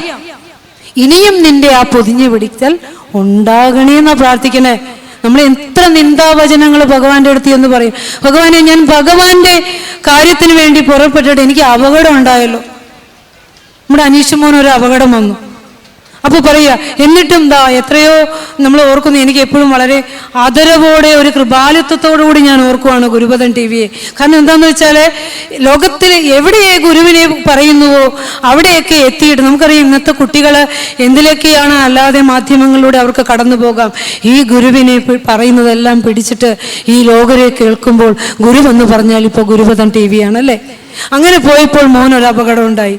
ശരിക്കും അത് ഇന്ന് ഞാൻ അത് പറഞ്ഞു കേട്ടപ്പോൾ എനിക്ക് ഞാനത് അറിയുന്നു. വളരെ സങ്കടം തോന്നിയത് സുധിഷി പറഞ്ഞപ്പോൾ. അപ്പോൾ ശരിക്കും തോന്നുമ്പോൾ, എന്നിട്ട് അതാണ് എനിക്ക് എന്തിനാ എനിക്ക് ആപത്ത് തന്നെ, ഞാൻ ഇനി വരുന്നില്ല എന്ന് പറഞ്ഞു. കാരണം ഏത് ദുഃഖം നമുക്ക് വരുത്തുന്നുവോ നിയതിയുടെ നിയോഗമായി നമ്മളുടെ കർമ്മകാണ്ഡത്തിലെ, നമ്മുടെ പ്രാരബ്ധത്തിലെ നമുക്ക് വെച്ചിരിക്കുന്ന ആ ദുഃഖം വന്നു പോണം. അത് ഭഗവാൻ തന്നതല്ല. നമ്മൾ നേരത്തെ പറഞ്ഞു, നമ്മളുടെ മനസ്സും നമ്മളുടെ ഉദാന പ്രാണനും നമ്മൾ മരിക്കുമ്പോൾ കർമാനുസാരിയായി മറ്റൊരു ശരീരത്തിലേക്ക് ചെല്ലുമ്പോൾ ഇവിടെ അനുഭവിച്ചതിൻ്റെ ബാക്കി അവിടെ കിട്ടും. അത് ചെറുതായൊക്കെ അങ്ങനെ കടന്നു പോകും. അതിനാരെയും കുറ്റം പറയണ്ട. വിവാഹം നടത്തിയതിനോ അല്ലെങ്കിൽ ജീവിത പങ്കാളിയെക്കുറിച്ചോ അല്ലെങ്കിൽ മറ്റ് ഒരാളെയും നമ്മൾ ജീവിതത്തിൽ പരിഭവങ്ങളില്ലാതെ പരാതിയില്ലാതെ മൗനമായി ഈ ജീവിതത്തെ കൊണ്ടുപോകുമ്പോഴാണ് നമ്മൾ ഗുരുവിൻ്റെ മക്കളാകുന്നത്. പക്ഷെ നമുക്ക് എന്താ പറയുക, പരാതിപ്പെടാനുള്ള അവകാശമില്ല. നമ്മൾ കൊണ്ടുപോയി തന്നെ അത് വീണ്ടും വീണ്ടും ഉറപ്പിച്ച് പറയുക. കാരണം ഞാൻ പലപ്പോഴും കേട്ടിട്ടുണ്ട്, ഇനി ഞാൻ ഭഗവാന്റെ സന്നിധിയിലേക്ക് വരുന്നേയില്ല. ഞാൻ എത്ര വ്രതം നോറ്റു, എത്ര ചതയവ്രതം എടുത്തു, എന്നിട്ട് എനിക്കെന്തിനാ ഇങ്ങനെ തന്നെ? ഭഗവാനാണോ എല്ലാവർക്കും ദുഃഖം കൊടുക്കാതിരിക്കണേ? അല്ലല്ലോ. കർമാനുസാരിയായി സത്യമറിയാതെ നീ ജീവിച്ച് നീ കൊണ്ടുപോയതാ നിന്റെ ജീവിതം. അവിടെ ഒരു പരാതിയുടെയും പരിഭവത്തിന്റെയും ഒന്നും ആവശ്യമില്ല. ഇവിടെ പറയാണ് പിടിപെട്ട്. അതായത് നീ പെട്ടിരിക്കുക. നമ്മളെല്ലാവരും പെട്ടിരിക്കുക. എന്തിലാ പെട്ടിരിക്കുന്നതെന്നറിയോ? ഗുരു പറയാ, പെട്ടിരിക്കുക കേട്ടോ ശരീരത്തിൽ. ഒരു കൂട്ടിലെ അകപ്പെട്ട കിളിക്ക് പുറത്ത് കിടക്കണമെങ്കിൽ കുറച്ച് പാടുണ്ട്. അതുപോലെ ഈ ശരീരത്തെമാകുന്ന കൂട്ടിൽപ്പെട്ട നമുക്ക് ശരീരം പോകുമ്പോൾ രക്ഷപ്പെടാൻ പറ്റില്ല. തൊട്ടടുത്ത ശരീരത്തിലേക്കാണ്. അമ്മയുടെ ഗർഭപാത്രത്തിൽ കിടക്കുമ്പോൾ നമ്മൾ ഓരോരുത്തരും ശപഥം ചെയ്യും, ഇനി സത്യം അറിഞ്ഞ് ജീവിച്ചോളാമേ, ഇനി ഒരു ശരീരത്തിൽ വരില്ലേ എന്ന്. പക്ഷേ ഈ ഭൂമിയിലേക്ക് വന്ന് ഈ ഭൂമിയിലെ മായ കാഴ്ചകൾ കാണുമ്പോൾ നമ്മളെല്ലാം മറന്നുപോകും. നമുക്കറിയാം, കൊലത്തുകരയിലെ ഉത്സവ വേദി എന്ന് പറഞ്ഞാൽ എല്ലാ ദിവസവും ഗുരുദേവ ദർശനം ഉള്ളിലാക്കിക്കൊണ്ട് ഗുരുവിനെ അറിഞ്ഞുകൊണ്ട് ഗുരുവിനെ ഓർത്തുകൊണ്ടാണ് നമ്മുടെ ഉത്സവ നാളുകൾ കടന്നു പോകുന്നത്.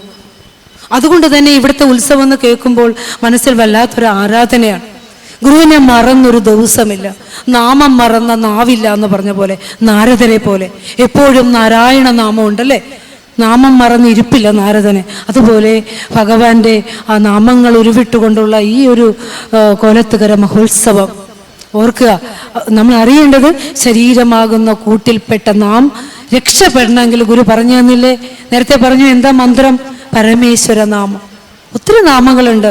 അരുളുള്ളവനാണു ജീവിന്നോ, പഞ്ചാക്ഷരി മന്ത്രങ്ങളോ, ഇഷ്ടംപോലെ നാമജപങ്ങൾ ഗുരു പഠിപ്പിച്ചു തന്നിട്ടുണ്ട്, നമുക്ക് പറഞ്ഞു തന്നിട്ടുണ്ട്. ഇതൊക്കെ ചൊല്ലി ചൊല്ലി ചൊല്ലി കലക്ക വെള്ളത്തിലേക്ക് തെളിഞ്ഞ വെള്ളം ഒഴിച്ചു കൊടുത്ത് ഈ മനസ്സിനെ ശുദ്ധമാക്കി മാറ്റിക്കൊണ്ട് അതിനെ ശാന്തമാക്കി കൊണ്ടുപോകും. അപ്പോൾ അവിടെ പതുക്കെ സത്യം തെളിഞ്ഞു തുടങ്ങും. എത്ര ദുഃഖം വന്നാലും പറയും, പഴയ പോലെ ഒന്നും അങ്ങ് സങ്കടം വന്നില്ല കേട്ടോ, ചെറുതായിട്ട് ചലനം തുടങ്ങി. അതുകൊണ്ടാ. അല്ലെങ്കിൽ ഒരു ചെറിയ കാര്യം മതി നമ്മൾ ദുഃഖിക്കാൻ. അപ്പോൾ ഗുരുദേവ കൃതികളെ വളരെ ആദരവോടെ കാണുക, അത് പഠിക്കാൻ തുടങ്ങുക. നമ്മൾ പെട്ടിരിക്കുന്ന ശരീരത്തിലാണ്. അതുപോലെ തന്നെ ശരീരമാകുന്ന കൂട്ടിലും ഈ പ്രപഞ്ചമാകുന്ന കൂട്ടിലും നമ്മൾ പെട്ടിരിക്കുക. രക്ഷപ്പെടണോ? അതായത് ഒരു ചുട്ടുപഴുത്ത ഇരുമ്പ് തകിടിലേക്ക് ഒരു തുള്ളി വെള്ളം ഒഴിച്ചാൽ പെട്ടെന്ന് ഇല്ലാണ്ടാവും. അത്ര നൈമിഷിക മനുഷ്യ ജീവിതം. നമ്മൾ എന്തൊക്കെയോ അന്ന് കരുതി പിടിച്ചു വച്ചിട്ടിരിക്കുക. പുറത്തേക്ക് വിടുന്ന വായു, ആ നിശ്വാസം, പ്രാണവായു, അത് വീണ്ടും നമുക്ക് എടുക്കാൻ പറ്റുമോ എന്നുള്ളത് എന്ന വിശ്വാസ ആർക്കുമില്ല. അങ്ങനെയുള്ള നശ്വരമായ മനുഷ്യ ജീവിതത്തിൽ ആരോഗ്യത്തോടെ ഇരിക്കുമ്പോൾ, ബുദ്ധിക്ക് തെളിച്ചുള്ളപ്പോൾ ഈ നാമജപങ്ങൾ മനസ്സിന് വഴങ്ങുന്ന രീതിയിൽ നമ്മൾ ഉരുവിടേണ്ടതുണ്ട്. അപ്പോൾ പിടിപെട്ടിരിക്കുന്നത് ശരീരത്തിലാണ്, ഈ പ്രപഞ്ചത്തിലാണ്. അവിടെ മറ്റൊന്നും കൂടിയുണ്ട്, അഹന്തയും മമതയുമുണ്ട്. ഞാൻ എന്ന ജീവാഹന്ത, എന്റേതുകള്, ഞാൻ, എൻ്റെ വീട്, എൻ്റെ ഭർത്താവ്, എൻ്റെ മക്കള്, എൻ്റെ സമാജം, എൻ്റെ രാഷ്ട്രീയം, എൻ്റെ ജാതി, എൻ്റെ മതം, അങ്ങനെ എക്സെട്ര പോകുന്നു. അതിനൊക്കെ എന്തെങ്കിലും കുഴപ്പം വന്നാൽ എനിക്ക് പ്രശ്നമോ? ബാക്കിയുള്ളവർക്ക് എന്ത് പ്രശ്നം വന്നാലും എന്നെ ബാധിക്കുന്നില്ല. ആ മമതാരോഗം നമുക്ക് പിടിപെട്ടു. അഹന്ത വന്നു, ഞാൻ വന്നു, മമത വന്നു, എൻ്റേതുകൾ വന്നു. ഇതൊക്കെ നമ്മളെ പിടിപെട്ടിരിക്കുക. ഇതൊക്കെ പിടിപെട്ടത് സത്യമല്ലേ? ഒരു ഫോട്ടോ കണ്ടാൽ നമ്മൾ എന്ത് ചെയ്യും? എന്റെ ഫോട്ടോ എങ്ങനെയുണ്ടെന്ന് നോക്കും. അത് നല്ലതാണെങ്കിൽ ഫോട്ടോ നല്ലതാ, അത് ചീത്തയാണെങ്കിലോ ബാക്കി എല്ലാവരും നല്ലതാ, ഞാൻ മാത്രമാണ് ചീത്തയെങ്കിലോ ഈ ഫോട്ടോ ചീത്തയാന്ന് പറയല്ലേ. അത്രയും മമത്വമാണ് നമുക്കറിയാം. അനേകം യുദ്ധങ്ങൾ ചെയ്ത അർജുനന് മഹാഭാരത യുദ്ധം വന്നപ്പോൾ എന്തുകൊണ്ടാ തളർന്നത്? നന്നായി ജയിച്ചു വില്ലാളി വീരനായ അർജുനൻ. ഇവിടെ താൻ യുദ്ധം ചെയ്യുന്നത് തൻ്റെ ആരോടാ? തൻ്റെ ഗുരുക്കന്മാരോടും അതുപോലെ മാതൃസ്ഥാനീയരോടും സഹോദരന്മാരോടും ഒക്കെ. അപ്പോ ഗാന്ധീവം ശ്രംസദേ ഹസ്താത് ശരീരം വേപതുഗാത്രഹോ. പറ്റുന്നില്ല കൃഷ്ണ, പറ്റുന്നില്ല. എന്താ അത്? അഹന്തയും മമത്വവും അല്ലേ? എല്ലാവരെയും സർജറി നടത്തുന്ന ഒരു ഡോക്ടർക്ക് തൻ്റെ മക്കളുടെ കാര്യം വരുമ്പോഴോ പറ്റില്ല. അപ്പൊ നമ്മളിവിടെ അഹന്തയിലും മമതയിലും പിടിപെട്ടിരിക്കുക. അതിൽ നിന്ന് പുറത്തു കിടക്കണം.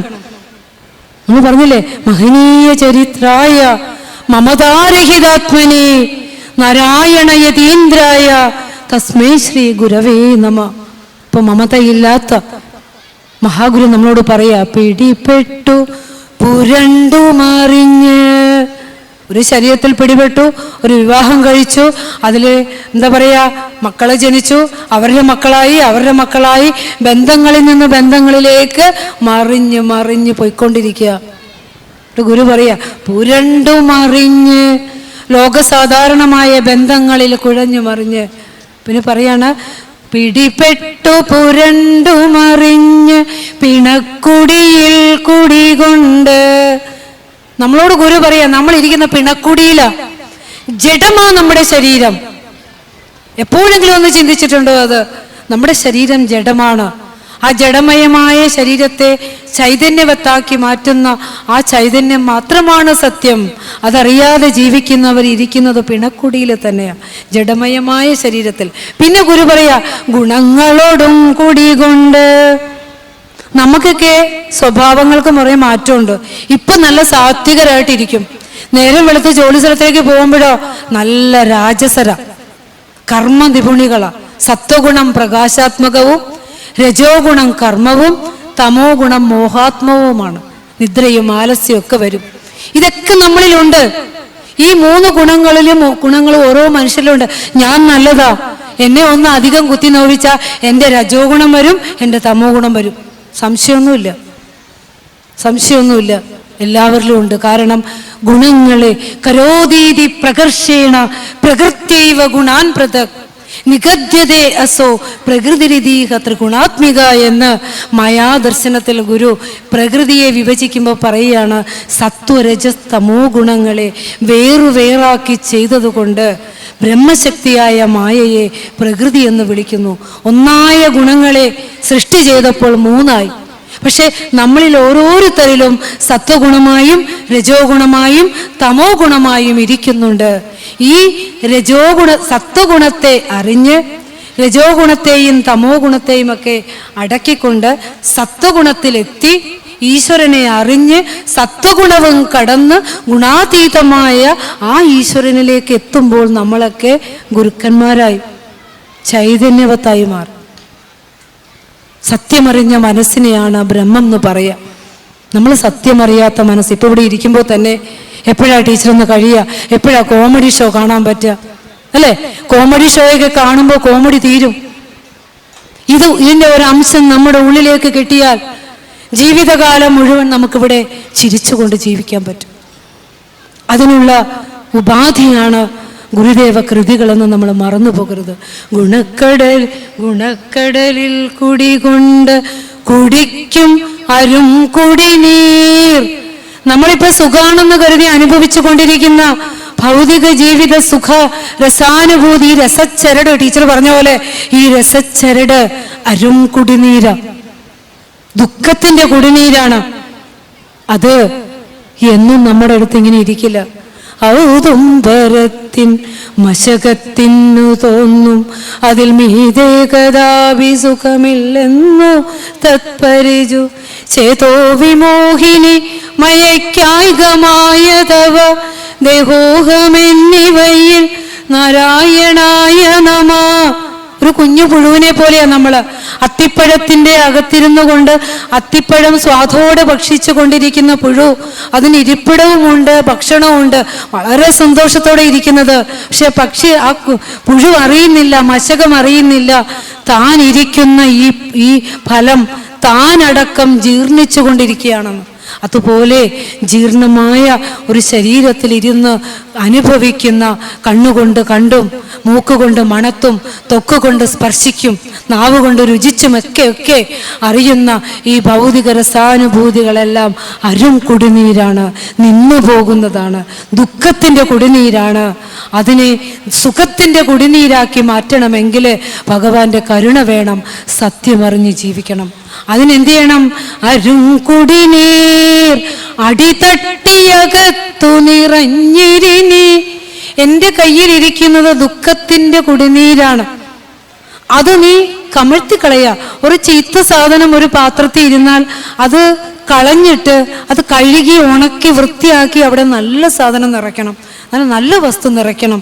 അതുപോലെ ആഗ്രഹങ്ങളുടെ കാമം മുൻപായി മുളയ്ക്കും കളമുളകളെറുത്തുൾനിലത്തൻപു വിത്തിട്ടി മദ്ഭക്തി പൊടിപ്പിൻ പയിർ കതിർ വരുമാറാകണേ താരകാരേ.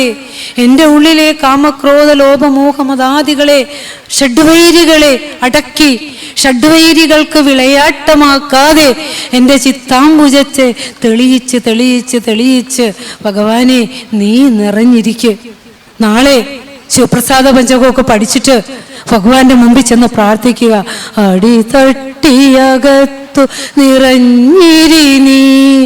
ഞാൻ പിടിച്ചു വച്ചേക്കണൊക്കെ ദുഃഖത്തിന്റെ കയ്പ് നീരാ, സംശയമൊന്നുമില്ല.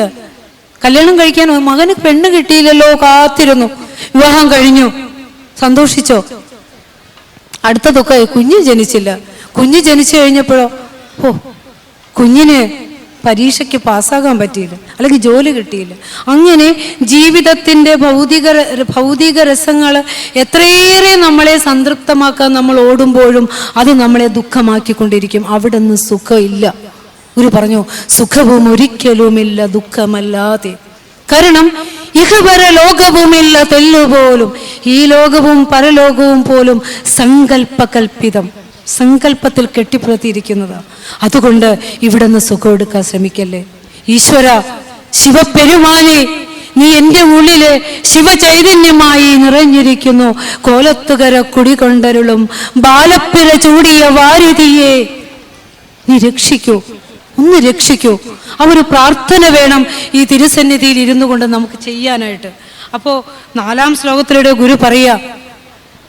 അപ്പൊ 3-ാം ശ്ലോകം പറഞ്ഞു, നമ്മുടെ ഉള്ളിലുള്ള സത്വരജസ് തമോ ഗുണാദികളെ അടക്കി ഈ ലോക ജീവിതത്തിൽ നമ്മളിരിക്കുന്ന ശരീരം നശ്വരമാണെന്നറിഞ്ഞ് നമ്മൾ വന്നിരിക്കുന്ന ഈ പ്രപഞ്ച ജീവിതവും ശരീരത്തിലിരിക്കുന്ന ഇരിപ്പുമൊക്കെ ക്ഷണഭങ്കുരം അല്ലെ. ഭോഗങ്ങളെല്ലാം ക്ഷണപ്രഭാചഞ്ചലം വേഗേന നഷ്ടമാം ആയുസ്സുമോർക്കിൽ നീ. ഇതോർത്തിട്ട് ഭഗവാനെ നീ എന്നിലേക്ക് നിറഞ്ഞിരിക്കൂ എന്ന് പ്രാർത്ഥനയാ. അടുത്ത ശ്ലോകത്തിൽ ഗുരു പറയാ, ഗളമുണ്ടു കറുത്തതു നീ ഗരളം കളമുണ്ടതു കൊണ്ടു കൃപാനിധിയേ. ഗളമുണ്ടു കറുത്തതു നീ ഗരളം കളമുണ്ടതു കൊണ്ടു കൃപാനിധിയേ. കളമുണ്ടൊരു കൊണ്ടലൊടൊത്ത കടൽക്ക് അളവുണ്ടൊരു സീമ നിനക്കു നഹി. അവസാനം പറയാ, ഭഗവാനെ നിനക്കൊരു കഴുത്തുണ്ടല്ലോ, ഗളമുണ്ടല്ലോ, അതെങ്ങനെ ഇരിക്കുക? കറുത്ത നിറമാണ്. കറുപ്പിനെ കുറിച്ച് കുറേ എന്താ പറയാ വിവാദങ്ങളൊക്കെ കഴിഞ്ഞിട്ട് നമ്മൾ ഇരിക്കുക, അതൊന്നും പറയുന്നില്ല. ഈ പ്രപഞ്ചത്തിന്റെ നിറമാണ് കറുപ്പ്, ശ്രേഷ്ഠതയുടെ നിറമാണ് കറുപ്പ്. ശിവഭഗവാന്റെ ഗളം കറുത്തിരിക്കുന്നത് നീ ഗരളം കളമുണ്ടത് കൊണ്ടാ, വിഷം കഴിച്ചത് കൊണ്ടാ, കറുത്ത വിഷം കഴിച്ചത് കൊണ്ടാ അല്ലേ. അപ്പൊ ഇവിടെ എന്താണ്? ഒരു ഗുരുദേവ കൃതികളിലൂടെ നമ്മൾ സഞ്ചരിക്കുമ്പോൾ വേദ ഇതിഹാസ പുരാണങ്ങൾ ഇടയ്ക്കിടയ്ക്ക് ചേർത്ത് വെച്ചിട്ടുണ്ട്. അത് എന്തിനാണെന്നറിയോ? നമ്മൾ കേട്ടു പരിചയിച്ച പുരാണ കഥകളിലൂടെ അതായത് ആരാധിച്ച വിഗ്രഹങ്ങളിലൂടെയൊക്കെ നമ്മളെ കൊണ്ടുപോണേ. നമ്മളെ സംബന്ധിച്ചിടത്തോളം കൃഷ്ണൻ ഇരിക്കുന്നത് വിഗ്രഹത്തിലാണ്, ശിവൻ ഇരിക്കുന്നത് ശിവൻ കോവിലിലാണ്, കൃഷ്ണൻ ഇരിക്കുന്നത് അതായത് ഗുരു ഇരിക്കുന്നത് ഗുരു മന്ദിരത്തിലാണ്. പക്ഷെ ഇതിനെ ഒന്നിനെയും നമ്മുടെ ഉള്ളിൽ കാണാനുള്ളത്ര മാനസിക വലിപ്പം നമുക്ക് വന്നിട്ടില്ല. അതുകൊണ്ട് ഒരു കവി പാടിയില്ലേ, ഈശ്വരനെ തേടി ഞാൻ നടന്നു, കടലുകൾ കടന്നു ഞാൻ തിരഞ്ഞു, അവിടെയുമില്ല ഈശ്വരൻ, അല്ലേ? ഒടുവിൽ അവസാനം എന്നിലേക്കു ഞാൻ തിരഞ്ഞു, അവിടെയാണ് ഈശ്വരന്റെ വാസം, അല്ലേ? അവിടേക്ക് തിരിയുവാനാണ് ഭഗവാന്റെ കൃതികൾ അത്രയും. അപ്പോ പാലാഴി മദന കഥ ഭഗവാൻ അരുമയോടെ ചേർത്ത് വെച്ച് തരികയാണ് നമുക്ക്. ഭഗവാനെ, നിന്റെ കഴുത്ത് കറുത്തതല്ലേ? കാരണം നീ കറുത്ത വിഷമുണ്ട്. നമുക്കറിയാം, ശരിക്കും തിരുവാതിര ഉറക്കമൊഴിച്ചിലൊക്കെ തിരുവാതിരയ്ക്ക് വളരെ പ്രാധാന്യമുള്ള ഒരു ക്ഷേത്രമാണിത്. ഒത്തിരി അതോടനുബന്ധിച്ചുള്ള ആഘോഷങ്ങൾ നടക്കുന്ന ഒരു മന്ദിരമാണിത്. അപ്പോൾ പറയുകയാണ്, ആ പാലാഴി കടഞ്ഞപ്പോൾ നമുക്കറിയാം, മന്ധര പർവ്വതത്തെ കടകോലാക്കിക്കൊണ്ട് ദേവാസുരന്മാർ ചേർന്നുകൊണ്ട് വാസുകിയെ കയറാക്കിക്കൊണ്ട് പാലാഴി കടഞ്ഞപ്പോൾ അതിൽ നിന്ന് പൊന്തി വന്ന ഹാലാഹലം, കാളകൂട വിഷം, എല്ലാവരും ശ്രേഷ്ഠമായ വസ്തുക്കളെ കൈക്കലാക്കിയപ്പോൾ ശിവഭഗവാൻ ലോക സംരക്ഷണത്തിന് വേണ്ടി ആ കാളകൂട വിഷമെടുത്ത് വിഴുങ്ങി. അങ്ങനെ പാർവതി ദേവി അത് ശിവന്റെ കഴുത്തിൽ തടഞ്ഞപ്പോൾ ഭഗവാനെ നീ നീലകണ്ഠനായി മാറി. ഈ പുരാണ കഥ, അതായത് ശിവപെരുമാളിനെ ഉറക്കമിളച്ചുകൊണ്ട് ആ വിഷം കഴിച്ച ദിവസം എല്ലാവരും ഉറക്കമിളച്ച് കാത്തിരുന്ന ദിവസം ശിവരാത്രിയായി ആഘോഷിക്കുമ്പോൾ എന്തിനാ ഈ കഥ പറഞ്ഞു തന്നെ? കഥ പറഞ്ഞു തരുന്നത് കാര്യം പറയാനാന്ന് മറന്നു പോകരുത്. കഥ പറയുന്നത് കാര്യം പറയാനാ. എന്താ ഇതിലെ കാര്യം? നമ്മുടെയൊക്കെ മനസ്സുകളില് പാലാഴി മഥനം നടക്കണം. നമ്മുടെയൊക്കെ ഉള്ളിലുള്ള നമുക്കറിയാം, ദേവന്മാരും അസുരന്മാരും നമ്മുടെ ഉള്ളിലാ ഉള്ളത്. ഈ വിഷവും നമ്മുടെ ഉള്ളിലാ ഉള്ളത്. ഈ അമൃതവും നമ്മുടെ ഉള്ളിൽ നിന്നാ പൊന്തി വരേണ്ടത്. ഈ അമൃതമാണ് മോക്ഷം. അപ്പോൾ ഇവിടെ പറയുകയാണ്, അതായത് ഈ പാലാഴി മഥനം നമ്മളുടെ ഉള്ളിൽ നടക്കുമ്പോൾ എന്താ സംഭവിക്കുക? ആസുരികമായ ഗുണങ്ങളെ അടക്കി എന്ത് ചെയ്യണം? ദൈവികമായ ശക്തിയെ പ്രോജ്വലിപ്പിക്കുമ്പോൾ ഉണ്ടായി വരുന്ന ആ പൊങ്കി വരുന്ന അമൃത ജ്ഞാനം. ഈ ജ്ഞാനം കിട്ടാൻ വേണ്ടിയാണ് ഈ പാലാഴി മഥന കഥയൊക്കെ ഒരു നമ്മളിലേക്ക് വെച്ച് തന്നത്. അപ്പോൾ മഥനം ചെയ്യേണ്ടത് പാലാഴിയല്ല. നമ്മൾ കഥ പഠിക്കും, കാര്യം പഠിക്കില്ല. കഥയാട്ടോ. വാസുകിയോ സർപ്പത്തിന് എത്ര പേരുണ്ട്? ആ സർപ്പത്തിന്റെ പേരെന്താ? അല്ലെങ്കിൽ ആ പർവ്വതത്തിന്റെ പേരെന്താ? നമ്മൾ ഈ സൂചനകളിലേക്ക് കടന്ന് കഥ പഠിക്കുമ്പോൾ ആചാര്യന്മാർ നമ്മളോട് പറഞ്ഞു തന്ന തത്വം മനസ്സിലാക്കാത്തത് കൊണ്ട് നമുക്ക് ആധ്യാത്മികത അറിയില്ല. നമ്മൾ നടക്കും. തൊട്ടടുത്ത് ശിവപെരുമാൾ ഉണ്ടെങ്കിലും മണിക്കൂറുകളോളം യാത്ര ചെയ്ത് നമ്മൾ ക്ഷേത്രങ്ങളോളം ഓടി നടക്കുമ്പോൾ നമ്മളുടെ ഉള്ളിലുള്ള നമ്മളിൽ തന്നെയുള്ള ചൈതന്യത്തെ കാണിച്ചു തന്ന ആ പരമ്പൊരുളിനെ അറിയുവാനുള്ള വിവേകവും അറിവും തെളിച്ചു തരണേ ഭഗവാനെ എന്ന് ആ പുണ്യനിധിയുടെ മുൻപിൽ ചെന്ന് പ്രാർത്ഥിക്കുക. കാരണം കോലദിരേശന്റെ മുൻപിൽ ചെന്ന്, ശിവപെരുമാന്റെ മുന്നിൽ ചെന്ന്, സഗുണമൂർത്തിയുടെ മുൻപിൽ ചെന്ന്, ഗുരു പറഞ്ഞു തന്ന ഇവാറൊരു രൂപത്തിന്റെ മുമ്പിൽ ചെന്ന് ജ്ഞാനത്തെ അറിഞ്ഞ് ജ്ഞാനം തരാൻ പ്രാർത്ഥിച്ച് തൊട്ടടുത്തിരിക്കുന്ന ആ ജ്ഞാനസ്വരൂപനായ പരമാത്മ ചൈതന്യത്തിന്റെ പാദത്തിൽ വീഴുക. കോലദിരേശനിൽ നിന്ന് എത്തേണ്ടത് ഗുരുവിലേക്കാ, ഗുരുവിൽ നിന്നല്ല ഇങ്ങോട്ട് എത്തേണ്ടത്. ആ ഗുരുവിനെ നമ്മൾ അറിയണമെങ്കിൽ ഈ സഗുണത്തിലൂടെയാണ് നിർഗുണമായ ആ ഋഷീശ്വരനിലേക്ക് നമുക്ക് സഞ്ചരിക്കാൻ പറ്റൂ എന്ന് കോലത്തുകരയിലെ മഹാമനുഷ്യര്, സുകൃതികള്, പാവങ്ങളെന്ന് ഗുരു വിശേഷിപ്പിച്ച പുണ്യാത്മാക്കൾ അറിയണം. ഗുരുവെന്ന ചൈതന്യത്തെ മാറ്റി നിർത്തിക്കൊണ്ട് നമ്മുടെ ജീവിതം ഉണ്ടാകരുത്. ശരിക്കും ഇനിയും കോലത്തുകര ലോകത്തിന്റെ മാപ്പിൽ ഇടം പിടിക്കും. കാരണം ഈ പുണ്യമായ ഭൂമിയിൽ വെച്ചാണ് ഗുരു സർവ്വതും നമുക്ക് പറഞ്ഞു തന്നത്. മറന്നു പോകേണ്ടത്. അതായത് നാം ശരീരമല്ല അറിവാണ് എന്ന് ഗുരു നമുക്ക് പറഞ്ഞു തന്നപ്പോൾ നമ്മൾ എന്ത് ചെയ്തു? ഗുരു ശരീരമല്ല അറിവാണ്, ദൈവമാണ്, നമ്മളൊക്കെ ശരീരങ്ങളുമാണെന്ന് കരുതി ജീവിച്ചു. അങ്ങനെയാണോ ഗുരു പറഞ്ഞത്? ഗുരു ഒരിക്കലും ഏകവചനത്തിൽ എന്തെങ്കിലും പറയോ? ഒരിക്കലും പറയില്ല. ഗുരു പറഞ്ഞു, നാം ഒരു കുഞ്ഞുറുമ്പ് മുതൽ ഈ ലോകത്തിലെ സമസ്ത ചരാചരങ്ങളുടെ ഈ ശരീരം ഒരു പുറംചട്ട മാത്രമാണ്. ആ ശരീരത്തിന്റെ ഉള്ളിലിരിക്കുന്ന പരമ്പൊരുൾ മാത്രമാണ് സത്യം, അറിവ് മാത്രമാണ് സത്യം. ശരീരം ഉണ്ടായി നിലനിന്നു മറയുന്നത് എന്ന് പറഞ്ഞ പുണ്യഭൂമിയായത്. നാം ശരീരമല്ല, അറിവാകുന്നു, ബോധമാകുന്നു. ഈ ശരീരങ്ങളൊക്കെ ഏത് ശരീരവും ആയിക്കോട്ടെ, ഒരു ഉറുമ്പിന്റെ ശരീരവും ആയിക്കോട്ടെ, ഉറുമ്പിനിഴഞ്ഞു നടക്കാനുള്ള അവകാശം മാത്രമേ മനുഷ്യരായ നമുക്ക് 2 കാലിൽ നടക്കാനുള്ളൂ. കൂടുതൽ അവകാശമൊന്നും നമുക്കില്ല. ഒരു കാക്കയ്ക്ക് മാവിലുണ്ടായ പഴം തിന്നാൻ അവകാശമുണ്ടെങ്കിൽ ആ ഒരു അവകാശമേ നമുക്കുമുള്ളൂ എന്ന് അറിഞ്ഞ് ജീവിക്കേണ്ടതുണ്ട്. അറിഞ്ഞു തന്നെ നമ്മൾ ജീവിക്കേണ്ടതുണ്ട്. അപ്പോൾ ഇവിടെ പറഞ്ഞു വരുന്നത്, ശരിക്കും പറയാണ്, ശിവഭഗവാന്റെ കറുത്ത നിറത്തിലുള്ള കഴുത്ത് ഭഗവാന്റെ അപാരമായ കാരുണ്യത്തെ കാണിക്കുന്നു.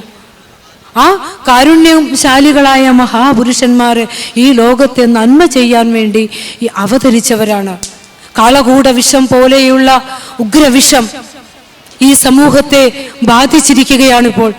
നമുക്കറിയാം, മനുഷ്യനെ കൊന്ന് പച്ചമാംസം ഭക്ഷിക്കുന്ന ഈ കാലഘട്ടത്തില് അല്ലെ, ജന്മം നൽകിയ മാതാപിതാക്കള് സ്വന്തം മക്കളെ കൊല്ലുവാൻ ഒരു മടിയുമില്ലാത്ത പിഞ്ചു കുഞ്ഞിനോട് പോലും ക്രൂരത കാണിക്കുന്ന അല്ലെ, ഭയങ്കരമിതം ശൂന്യം വേതാള നഗരമെന്ന് ഗുരു വിശേഷിപ്പിച്ച അല്ലെ, യഥാ ആത്മവിദ്യാ സങ്കോചഃ തഥാ അവിദ്യാ ഭയങ്കരം അല്ലെ.